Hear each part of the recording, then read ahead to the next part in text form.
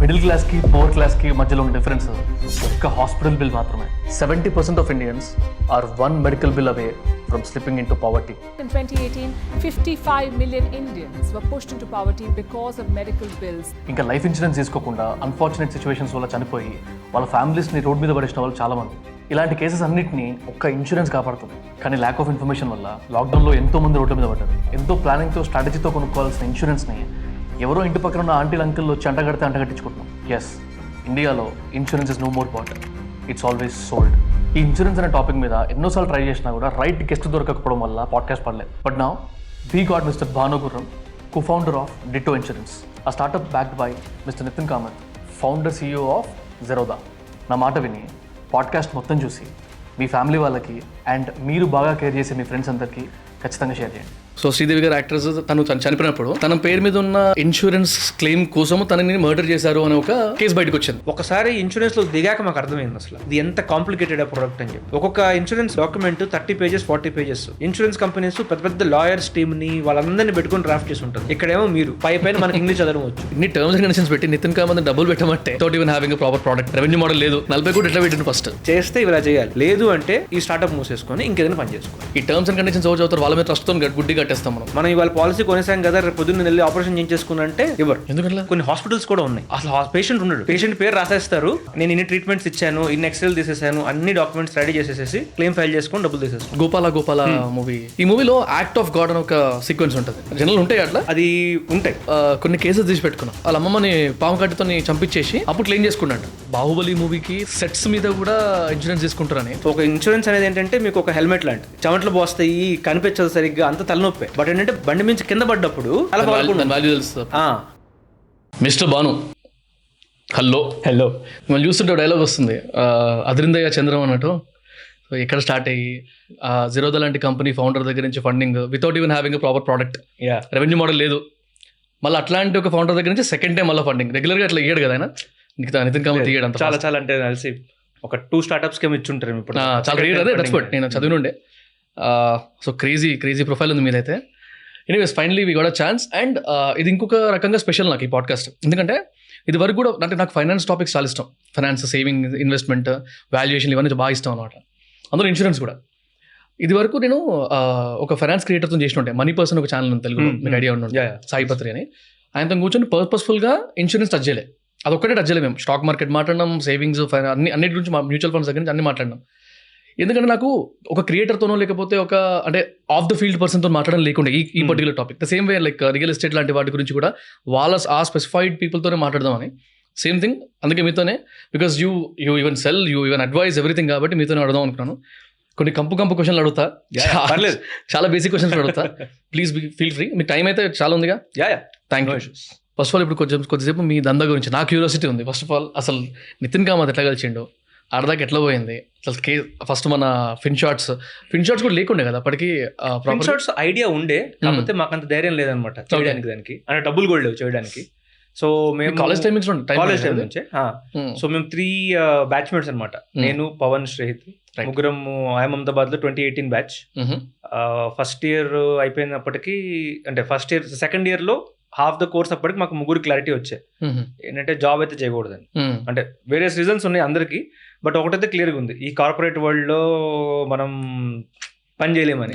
నేను అప్పటికి 3 years పని చేశాను, పవన్ ఒక 2 years వర్క్ చేశాడు. శ్రేయత్కి ఎక్స్పీరియన్స్ లేదు, కానీ ఒక 2 months ఇంటర్న్షిప్ చేస్తే దానివల్ల అర్థమైపోయింది ఈ కార్పొరేట్లో నా వల్ల కాదని చెప్పి. సో మేము ముగ్గురం ఏంటంటే ఇంకేదో బయటకు వచ్చి మనంతరం మనం చేద్దామని చెప్పి స్టార్ట్ చేసాం అనమాట.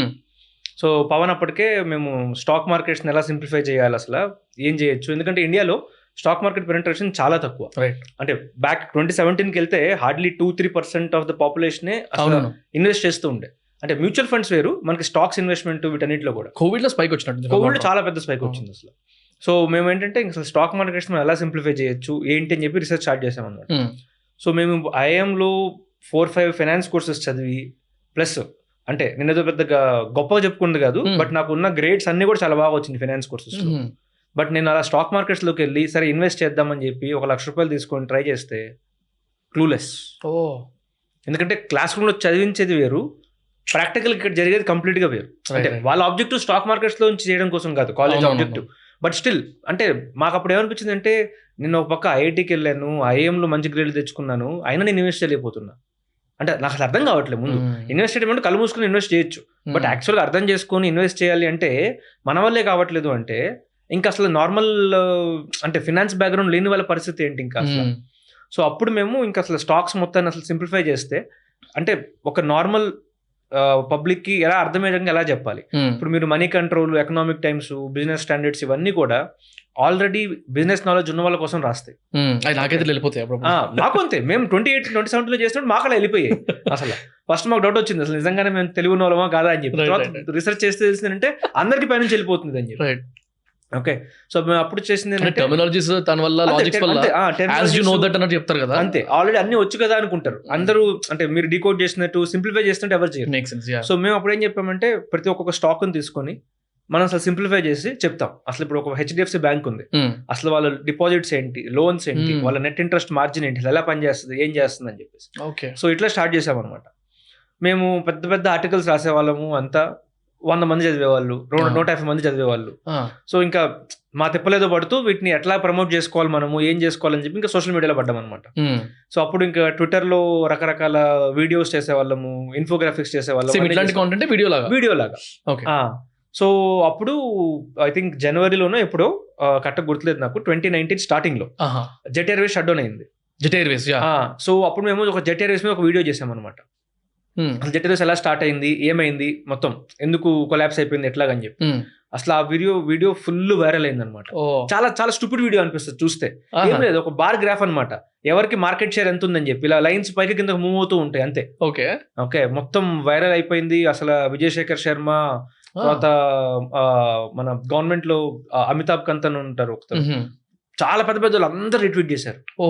సో ఆ వీడియో తిరుగుతూ నితిన్ కామత్ దగ్గరికి వెళ్ళింది. తను మేము ఆల్రెడీ రాసిన ఆర్టికల్స్ అన్ని చూశారు. అప్పటికి మేము ఏషియన్ పెయింట్స్ ఎలా పనిచేస్తుంది, అసలు హెచ్డిఎఫ్సి బ్యాంక్ ఎట్లా చేస్తుంది, 2019. సో తను మా ఆర్టికల్స్ చూసి నచ్చింది, ఒకసారి అంటే కమ్ మీట్ మీ అన్నారు అనమాట. మేమేమో ఇంకా ఏంటిది ఒక 2 weeks తర్వాత వస్తాం సార్ మేము అని చెప్పాను. ఎందుకట్లా?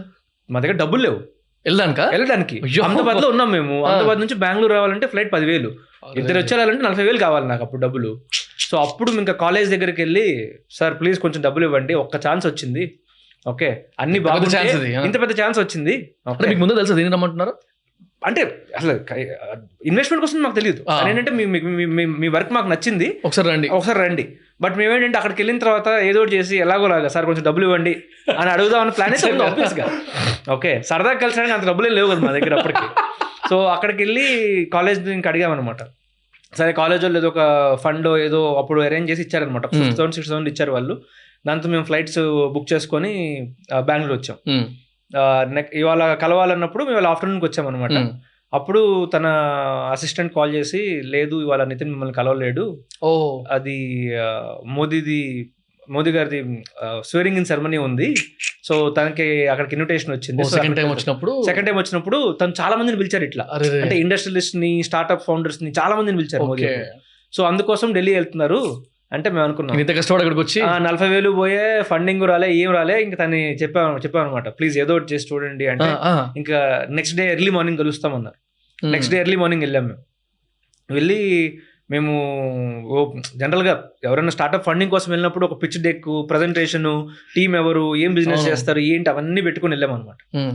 అక్కడికి వెళ్ళిన తర్వాత ఆయన ఫస్ట్ క్వశ్చన్, మీరేనా నేను పిలిచింది అసలు అంటే, మేము మమ్మల్ని చూస్తే చిన్నపిల్లలాగా ఉన్నారు. తనేంటంటే ఈ ఆర్టికల్స్ చూసి అంటే చూడడానికి ఇట్లానే ఉన్నాం మేము. తనేంటంటే ఒక 40-50 year old ఎక్స్పీరియన్స్డ్ పీపుల్ రాస్తున్నట్టుంది మీ ఆర్టికల్స్ చదివినప్పుడు. నేను ఐ డెంట్ ఎక్స్పెక్ట్ మీరు ఇంత చిన్నపిల్లలు వస్తారు ఇక్కడికి. చిన్నపిల్లలు కాదు, బట్ అదే 25 year olds వస్తారని కాదు అన్నారు. ఇంకా అప్పుడు ఇంకా మేము మాట్లాడుతున్నప్పుడు తను ఒకటి చెప్పారనమాట, Zerodha is a big fish in a small pond. తన మీనింగ్ ఏంటంటే, పాండ్ అంటే మొత్తం కంట్రీలో ఉన్న ట్రేడర్స్ కమ్యూనిటీ అనమాట. చాలా తక్కువ, 2-3% అంతే, చాలా సింగిల్ డిజిట్ పర్సెంటేజ్ అసలు. దాంట్లో జెరోదా అప్పటికే చాలా లార్జెస్ట్ ప్లేయర్. రైట్, అంటే అంత పెద్ద, అంటే అంత చిన్న పాండ్ లో పెద్ద ఫిష్ అయి ఉండి ఉపయోగం లేదు. మీరు పెద్ద పాండ్ లో పెద్ద ఫిష్ అయి ఉంటే అప్పుడు మీకు ఇంకా గ్రో అవ్వడం అనుకుంటుంది. సో జెరోదా కూడా ఒక రకంగా గ్రో అయ్యేది ఎట్లాగూ అంటే, only if more people are educated about finance. అసలు ఎందుకు స్టాక్ మార్కెట్లో కానీ అసలు ఇన్వెస్టింగ్ కూడా చేయట్లేదు మనం. ఇన్ఫాక్ట్ నేను 2019 దాకా నేను ₹1 ఎక్కడ ఇన్వెస్ట్ చేయలేదు. నేను 3 years నెస్లేలో పనిచేశాను. 50,000-60,000 శాలరీ తీసుకుంటూ పనిచేశాను. డబ్బులు ఎక్కడ పెట్టాను అంటే సేవింగ్స్ అకౌంట్లో పెట్టా. కనీసం FD కూడా చేయలేదు. అంటే నా నాలెడ్జ్ అంతవరకు ఉండే. ఐఎమ్ షూర్ చాలా మందికి ఇట్లానే, ఎందుకంటే నాకు ఐడియానే లేదు ఏం చేయాలని చెప్పేసి. సో తను ఏంటంటే నితిన్ కూడా అసలు 40 లక్షల అకౌంట్లో పెట్టుకోండు స్ట్రైక్ అవుతుంది ఇప్పుడు అన్న. సో తను ఏంటంటే ఇంకా కంటెంట్ సింప్లిఫై చేస్తాను, ఎందుకంటే ఎగ్జిస్టింగ్ ఉన్న ఇన్ఫర్మేషన్ అంతా కూడా ఓకే చాలా కాంప్లికేటెడ్, కామన్ పీపుల్కి అర్థమయ్యేటట్టు ఎవరు ఎక్స్ప్లెయిన్ చేయరు. ఓకే సో మేము అప్పుడు తనకు చెప్పామన్నమాట, మా దగ్గర ఒక ఐడియా ఉంది ఫిన్ షార్ట్స్ అని చెప్పి. మేము రాసిన అంతకుముందు ఏంటంటే ఒక్కొక్కటి 15 minutes ఎవరు చదువుతారు అసలు, బోరింగ్ అది. సో మేము చెప్పింది ఏంటంటే 3 minutesలో ఎనీ బిజినెస్ టాపిక్ రీసెంట్గా అయిన వాటిల్లో మీకు ఇంగ్లీష్ చదవడం వస్తే చాలు, అసలు మీకు ఏ నాలెడ్జ్ అవసరం లే. ఓకే మీకు మొత్తం అర్థమైపోతుంది. రైట్. ఇప్పుడు గవర్నమెంట్ కొత్త పాలసీ తీసుకొచ్చింది, లేదు మీకు ఇప్పుడు లాస్ట్ టైం ఒక పెద్ద షిప్ ఒకటి సూయజ్ కెనాల్లో ఆగిపోయింది, దానివల్ల బిజినెస్ ఇంపాక్ట్ ఏంటి. ఓకే ఎనీ బిజినెస్ టాపిక్ తీసుకోండి, మీరు దాని గురించి మేము 3 minutesలో మీకు అర్థమైనట్టు ఎక్స్ప్లెయిన్ చేస్తాం అని చెప్పామన్నమాట. దీని నుంచి డబ్బులు ఎట్లా వస్తాయంటే మాకు తెలియదు అని చెప్పాం. అంటే హీ నెవర్ ఆస్క్డ్ ఆల్సో, నాకు తెలియదు డబ్బులు ఎట్లా చేస్తామని, but he still choose to fund us. Super. అంటే 4 crores కదా ఎంత ఇచ్చారు? 4 crores. సో తను అడిగారు అనమాట, బిజినెస్ లో ఎంత డబ్బులు వస్తాయి ఎప్పుడు వస్తాయి ఏం తెలియదు, 4 కోట్లు ఇచ్చారు. తను అన్నాడంటే సరే మీ ఆర్టికల్స్ అంతా బాగున్నాయి, మేము మా యూజర్స్ అందరికి పంపిస్తాము, మిమ్మల్ని మీకు ప్రమోట్ చేస్తాం, హెల్ప్ చేస్తాం అంటే మేము చెప్పాం మీరు అది చేసిన చెప్పని మాకు డబ్బులు కావాలి. ఎందుకంటే ఇప్పుడు దాకా మేము 4 ఫౌండర్స్, సో మేము 3, తర్వాత మా తమ్ముడు కూడా జాయిన్ అయ్యాడు అనమాట. మేము 4 మాకు కాలేజ్ నుంచి స్టైపెండ్ వచ్చేది. సో ఐఎమ్ అహ్మదాబాద్లో ఆంటర్‌ప్రెన్యూర్‌షిప్ ని ప్రమోట్ చేయడం కోసము ఒక ప్రోగ్రామ్ ఉండేది, IIM Mavericks ప్రోగ్రామ్ అని చెప్పి. ఓకే. సో ఎన్ని గ్రాడ్యుయేటింగ్ స్టూడెంట్ మీరు జనరల్ గా ఏం చేస్తారు, జాబ్ చేసుకుని వెళ్ళి సంపాదించుకుంటారు, అంత చేస్తారు. అలా కాకుండా నేను ఆల్టర్నేట్ కెరియర్ పాత్ ఏదైనా తీసుకుంటానంటే, మీకు పొలిటీషియన్ కావాలి, లేదు నేను స్టార్ట్అప్ చేస్తాను, లేదా సోషల్ సర్వీస్ చేస్తాను, NGOs లో పని చేస్తాను, అంటే అలాంటి కొన్ని ఫీల్డ్స్ ఉంటాయి. అలాంటి ఫీల్డ్స్ లో చేస్తాను అంటే కనుక మీరు ప్రొఫెసర్స్ కమిటీ ఒకటి ఉంటుంది, వాళ్ళకి ఒక ప్రెజెంటేషన్ ఇచ్చి వాళ్ళకి నచ్చింది అనుకోండి, కాలేజు ఎవ్రీ మంత్ మీకు 30,000 rupees or 40,000 rupees per month ఇస్తుంది for the next 2 years, so that you can actually figure out మీరు ఏం చేయాలనుకుంటున్నారు. అంటే ఇప్పుడు నేను స్టార్ట్అప్ చేయాలంటే స్టార్టింగ్ లో మీరు చాలా కష్టపడి ఉంటారు, అసలు అంటే రూపాయి సంపాదించాలా లేకపోతే ఎట్లా చేయాలా ఏంటని. అట్లీస్ట్ ఐఎమ్ అహ్మదాబాద్ కాన్సెప్ట్ ఏంటంటే నీ బేసిక్ ఎక్స్పెన్సెస్ తీసుకుంటే నువ్వు మీ స్టార్ట్అప్ మీద ఫోకస్ చేసుకోవడానికి. సో మాకు అట్లా 40,000 రూపీస్ పర్ మంత్ వస్తే వాటిల్లోంచి మేము 5,000 రూపీస్ 7,000 రూపీస్ పెట్టి ఇంటర్న్స్ తీసుకునేవాళ్ళం. సో ఇంటర్న్షిప్ తో మాకు వచ్చిన దాంతో ఇంకొకరికి ఇంటర్న్షిప్ ఇచ్చేవాళ్ళం. సో మా దగ్గర అట్లా 5-6 ఇంటర్న్లు ఉండేవాళ్ళు. సో 5-6 ఇంటర్న్లు మేము 4 మొత్తం 10 మంది కలిసి పనిచేసేవాళ్ళం. సో అప్పుడు నితిన్ చెప్పామన్నమాట, మాకు డబ్బులు ఇవ్వండి, మిగతాదంతా మేము చూసుకుంటాము, అంటే కంటెంట్ మాకు తెలుసు, ఫైనాన్స్ సింప్లిఫై చేయడం మాకు తెలుసు, మెయిన్ గా మాకు కావాల్సింది ఏంటంటే కొంచెం పెద్ద టీం పెద్దదైతే మేము గ్రో చేయగలుగుతాం. అడిగారు ఎంత కావాలని చెప్పి, 4 crores అని చెప్పాం. ఓకే అట్లా అంతే. మేము బిజినెస్ మోడల్ చెప్పలే, మేము ఏదో తయారు చేసుకున్న బ్యూటిఫుల్ పిచ్ డెక్ కనీసం ల్యాప్టాప్ ఓపెన్ కూడా చేయలేదు. అంతే 25 minutes, ½ hour కన్వర్జేషన్ అంతే. కానీ ఇవాళ రేపు ఇన్వెస్టర్స్ పీకల్ దాకా కూర్చొని ఏంది కథ, ఎంత వస్తుంది, ఎప్పుడు వస్తాయి అంటే ఫస్ట్ ఇచ్చినప్పుడు ఎగ్జిట్ అడుగుతారు కదా. ఫస్ట్ ఇచ్చిన పక్కా ఎగ్జిట్ అడుగుతారు. అలాంటిది నితిన్ అంటే అసలు దాన్ని అంటే ఇన్వెస్టర్ అని చెప్పి అనకూడదు అనమాట, should call him like an Angel అంతే. అంటే మాకైతే అట్లనే మేము మనకి ఇప్పుడు మీరు VC ఫండింగ్ ఇవన్నీ అన్నప్పుడు జనరల్గా అనుకుంటారు కదా, ఏంటి IIT IIM ఉంటే అసలు ఇంకా VC వాళ్ళు డబ్బులు తీసుకుని వెనకాల పడతారని చెప్పి. నేను మాట్లాడని VC లేదు కంట్రీలో. ప్రతి ఒక్కళ్ళ దగ్గరికి వెళ్ళి మేము ఇది చేస్తున్నాము, దీనికన్నా ముందు ఓకే అసలు మాకు ఫండింగ్ ఇవ్వండి, మేము ఇది చేస్తున్నాం అంటే ఒక్కళ్ళు కూడా మమ్మల్ని నమ్మలేదు. ఎందుకంటే కంటెంట్ సింప్లిఫై చేసి ఏదన్నా మీరు చేయొచ్చు అన్నప్పుడు ఎవరికి ఆ కాన్సెప్ట్ అర్థం కాలేదు.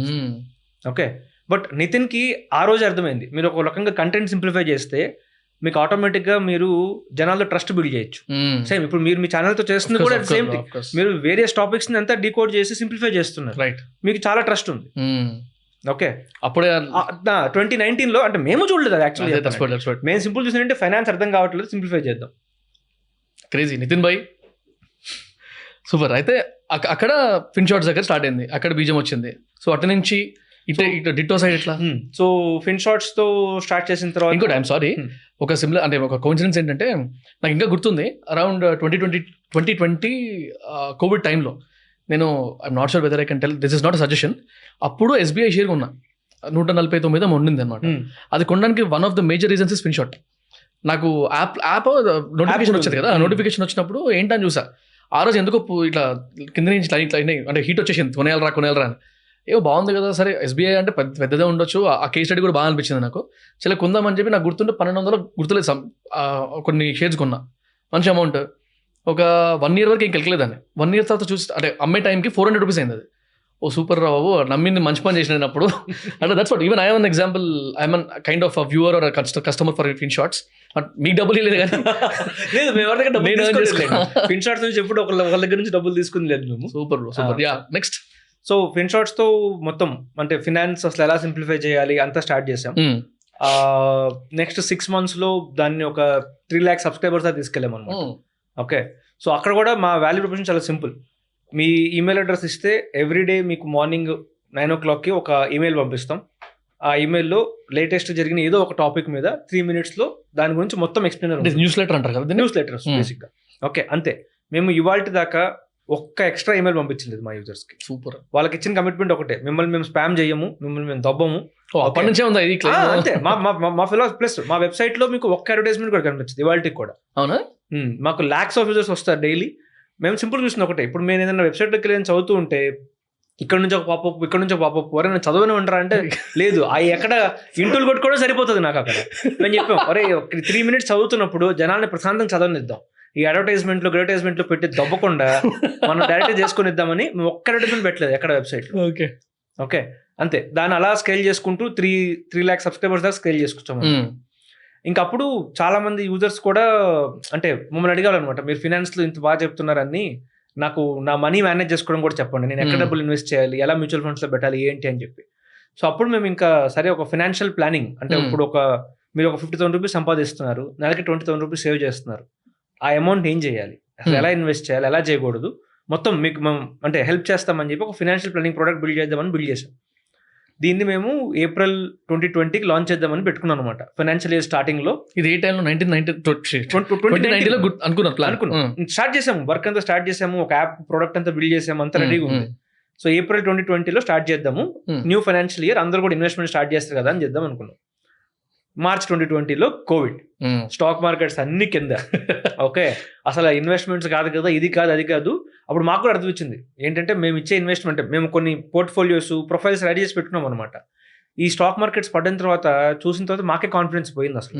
అరే మనం అందరికీ చెప్తున్నాము అంటే మేము మా ఓన్ మనీ కూడా అందులో పెట్టుంచాం అనమాట మేము చెప్పిన పోర్ట్ఫోలియోలో. ఓకే, అంటే మనం చేసేది మన ఓన్ కన్విక్షన్ లేకుండా నేను వేరే వాళ్ళకి చెప్పకూడదు కదా. సో మా ఓన్ మనీ కూడా అందులో పెట్టుంచాం. మొత్తం మార్కెట్స్ క్రాష్, మేము పెట్టింది మ్యూచువల్ ఫండ్స్ లో అన్ని రకాల ఫండ్స్ లో డైవర్సిఫై చేసి పెట్టాం. బట్ అయినా at the end of the day కొంత అమౌంట్ ఆఫ్ లాస్ అయితే వచ్చింది అక్కడ. తెలుసుకోవచ్చు ఎంత అమౌంట్ పెట్టుంటారు? మేము ఒక 20-25 lakhs పెట్టాం. మా ఓన్ కంపెనీ ఫండ్స్ ఏవైతే ఉన్నాయో అవే ఇన్వెస్ట్ చేసాం అక్కడ. ఓకే, బట్ స్టిల్ మాకే షాక్ అనమాట. అంటే ఎంత పెద్ద ఇన్వెస్ట్ అయినా కూడా కోవిడ్ లాంటి సిచ్యువేషన్ లో అందరికి వెరీ ట్రూ. ఓకే, సో మేము ఏంటంటే సరే ఈ ఇన్వెస్ట్మెంట్స్ ఇవన్నీ పక్కన పెడదాము. So one of the part of that ఏంటంటే ఫైనాన్షియల్ ప్లానింగ్ మీరు చేసేటప్పుడు అందరూ ఎక్కువ ఫోకస్ చేసేది ఏంటంటే ఇన్వెస్ట్మెంట్స్. అవును, ఓకే. చాలా ఎప్పుడు కూడా సింపుల్ కూడా ఆలోచించండి మీరు. మీకు ఒక ప్రోడక్ట్ లో ఒక మ్యూచువల్ ఫండ్ లెట్సే ఇన్వెస్ట్ చేసినప్పుడు 7% రిటర్న్ వస్తుంది, ఇంకో దానిలో 10% రిటర్న్ వస్తుంది. దేంట్లోకి వెళ్తారు మీరు? కనబడుతుంటాను కాబట్టి 10కి వెళ్ళిపోతారు. మనం ఎంతసేపటికి ఒక 1%, 2% ఎక్స్ట్రా అని చూస్తాం. కామన్, ప్రతి ఒక్కరికి కూడా ఎక్స్ట్రా డబ్బులు కావాలి, ఫ్రీగా అంటే ఫ్రీ కాదు, నాకు రిటర్న్ వస్తున్నప్పుడు నేను ఎందుకు వద్దంటాను ఎప్పుడైనా కూడా. ఓకే, సపోజ్ మీరు ఒక 10 lakhs ఇన్వెస్ట్ చేశారనుకోండి. ఓకే, మీరు 7% ఇన్వెస్ట్ చేసిన దానికి 10% ఇన్వెస్ట్ చేసిన దానికి డిఫరెన్స్ ఉంది. ఓకే, మనం ఎంతసేపటికి దీన్ని ఆప్టిమైజ్ చేయడానికి చూస్తూ ఉంటాం. ఓకే, పెద్ద మిస్టేక్ చాలా మంది చేసేది ఏంటంటే ఇన్సూరెన్స్ తీసుకోరు. అవును, ఓకే, మీరేమో నేను చాలా ఫిట్, నేను చాలా హెల్దీ, అసలు బయట తిన్ను, మొత్తం క్లీన్గా తింటా అన్నీ అనుకుంటారు. ఓకే, ఒక్క దోమ వచ్చి కుడుతుంది, డెంగ్యూ వస్తుంది. ఓకే, ఎంత కాదన్నా ఒక 70,000, 80,000 బిల్ వస్తుంది. సరే రౌండ్ అప్ చేసి 1 lakh వేసుకోండి. ఓకే, నార్మల్ హాస్పిటల్ పోం కదా, మంచి హాస్పిటల్ కూడా పోవాలిగా మళ్ళీ మనకి. గవర్నమెంట్ హాస్పిటల్ లేకపోతే చిన్న చెత్తకే కాదు, మనం డైరెక్ట్ గా అపోలో, యశోద అవే కావాలి మళ్ళీ. అక్కడికి వెళ్తే బిల్ వేస్తారు అట్లా. అదే 1 lakh రూపీస్ మీరు రికవర్ చేసుకోవాలంటే మీరు స్టాక్ మార్కెట్స్ లో పెట్టే ఇన్వెస్ట్మెంట్స్ నుంచి మీకు ఎంత టైం పడుతుంది? అది మీకు ఒకవేళ 10 లక్షలు వచ్చింది అనుకున్నా కూడా 10 లక్షల పోర్ట్ఫోలియో పెడితే 10% రిటర్న్ లో పెడితే 1 year దానికే పడుతుంది. మనకి ఎంతమంది దగ్గర 10 lakhs పోర్ట్ఫోలియో ఉంటుంది ఇప్పుడు? అదే మీ పోర్ట్ఫోలియో 5 lakhs ఉందనుకోండి, మీకు ఆ అమౌంట్ జస్ట్ రికవర్ చేసుకోవడానికే 2 years పడుతుంది. అదే మీ దగ్గర ఇన్సూరెన్స్ ఉందనుకోండి, మీరు కట్టే ప్రీమియం అంటే సుమారుగా చూసుకుంటే యంగ్ ఏజ్ డిఫరెన్స్ అమౌంట్ కంటే ఎక్కువ వెళ్ళిపోతుంది ఇక్కడ. అది మనం ఇది ఎప్పుడు క్యాలిక్యులేట్ చేయం. ఎందుకు అంటే మన ఇంట్లో ఎప్పుడు హాస్పిటలైజ్ అయ్యారు లాస్ట్ టైం? నా హోల్ లైఫ్లో నేను 2 times హాస్పిటలైజ్ అయ్యాను. సో మనం ఎంతసేపు అనుకుంటామంటే అంత బాగానే ఉంది కదా, ఏం కాదు అనుకుంటాం. కానీ ఎప్పుడైతే ఒక్కసారి అవుతుందో అప్పుడు వచ్చే హాస్పిటల్ బిల్లు మీరు లాస్ట్ 5 years నుంచి వచ్చి స్టే చేసుకున్న సేవింగ్స్ నుంచి చూసారా మొత్తం తీసుకొచ్చేస్తాం. అది మీ దగ్గర కనీసం సేవింగ్స్ ఉన్నాయి కాబట్టి. సేవింగ్స్ లేని వల్ల ఇంత మీరు చెప్పారు చూసారా, ఆల్మోస్ట్ ఒక 6 crores members పావర్టీలోకి వెళ్ళిపోతారని. ఎందుకు అంటే ఏం లేదు, వాళ్ళ దగ్గర రూపాయి సేవింగ్స్ లేదు, ఎక్కడో అప్పు తెచ్చుకుంటారు, దానికి ₹2 వడ్డీనో ₹3 వడ్డీనో కట్టుకుంటూ అయిపోయింది. ఇంకా వాళ్ళు ఆ లూప్ నుంచి ఇంకెప్పుడు బయటికి రాలేదు. చాలా మంది కూడా ఇట్లానే ప్రాబ్లం. ఇన్నాళ్ళు సేవ్ చేసుకుంటూ వస్తారు. మీరు నేను ఇల్లు కట్టి చాలా మంది చూసినాను, డబ్బులు లేక మెడికల్ ఎమర్జెన్సీని ఆపుకున్న వాళ్ళని, ఇన్ఫెక్షన్స్ ఖరాబ్ అవుతుంది, బాడీ ఖరాబ్ చేస్తున్నా కూడా ఆపుకొని డబ్బులు స్టాక్ చూసుకుందాం ఆపుకున్నా కూడా చూసా. అంతే. అదే మీ దగ్గర ఇప్పుడు నాకు అంటే స్పెండ్ చేసే కెపాసిటీ ఉంది అనుకుంటే కళ్ళు మూసుకొని ఆ ₹5,000 ₹10,000 ₹15,000 పెట్టి ఇన్సూరెన్స్ తీసుకుంటే ఓకే, మీకు అంటే ప్రొటెక్ట్ చేసుకోవచ్చు ఈజీగా. లేదు అంటే ఆ అమౌంట్ రికూప్ చేసుకోవడానికి మీకు ఎన్నాళ్ళు పట్టుద్దో చూసుకోండి. నేను సింపుల్ డెంగ్యూకే మీకు 1 lakh అవుతుంటే మిగతా వాటికి ఎంత అవుతుంది అంటే ఏదో భయపడ్డాలని చెప్పట్లేదు. బయట యాక్చువల్ మెడికల్ కండిషన్స్ అట్లాగే వెరీ ట్రూ. ఐదర్ మీరు చిన్న హాస్పిటల్కి వెళ్ళండి, లేదు అనుకుంటే నాకు మంచి ట్రీట్మెంట్ కావాలి అనుకుంటే, పెద్ద అమౌంట్ ఖర్చు పెట్టుకోవాలి అనుకుంటే insurance is the safest option. So whole financial planning లో మేము ఫస్ట్ ఫోకస్ చేసిందంతా కూడా మీకు 7% వచ్చే ఫండ్స్ బెటరా, 10% వచ్చే ఫండ్స్ బెటరా, 15% వచ్చే ఫండ్స్ బెటరా. బట్ పెద్ద కాంపోనెంట్ అందరు మిస్ అయ్యేది ఏంటి అంటే ఇన్సూరెన్స్ అసలు. రైట్. ఓకే, అది ఆ ఇన్సూరెన్స్ కూడా మేము చేద్దామని చెప్పి మా దగ్గర పైప్ లైన్లో పెట్టుకుని ఉన్నాం అనమాట. సరే ఇది పక్కన పెట్టాం కదా, ప్లస్ కోవిడ్ అప్పుడు కూడా అంతా ఇన్సూరెన్స్ వచ్చింది.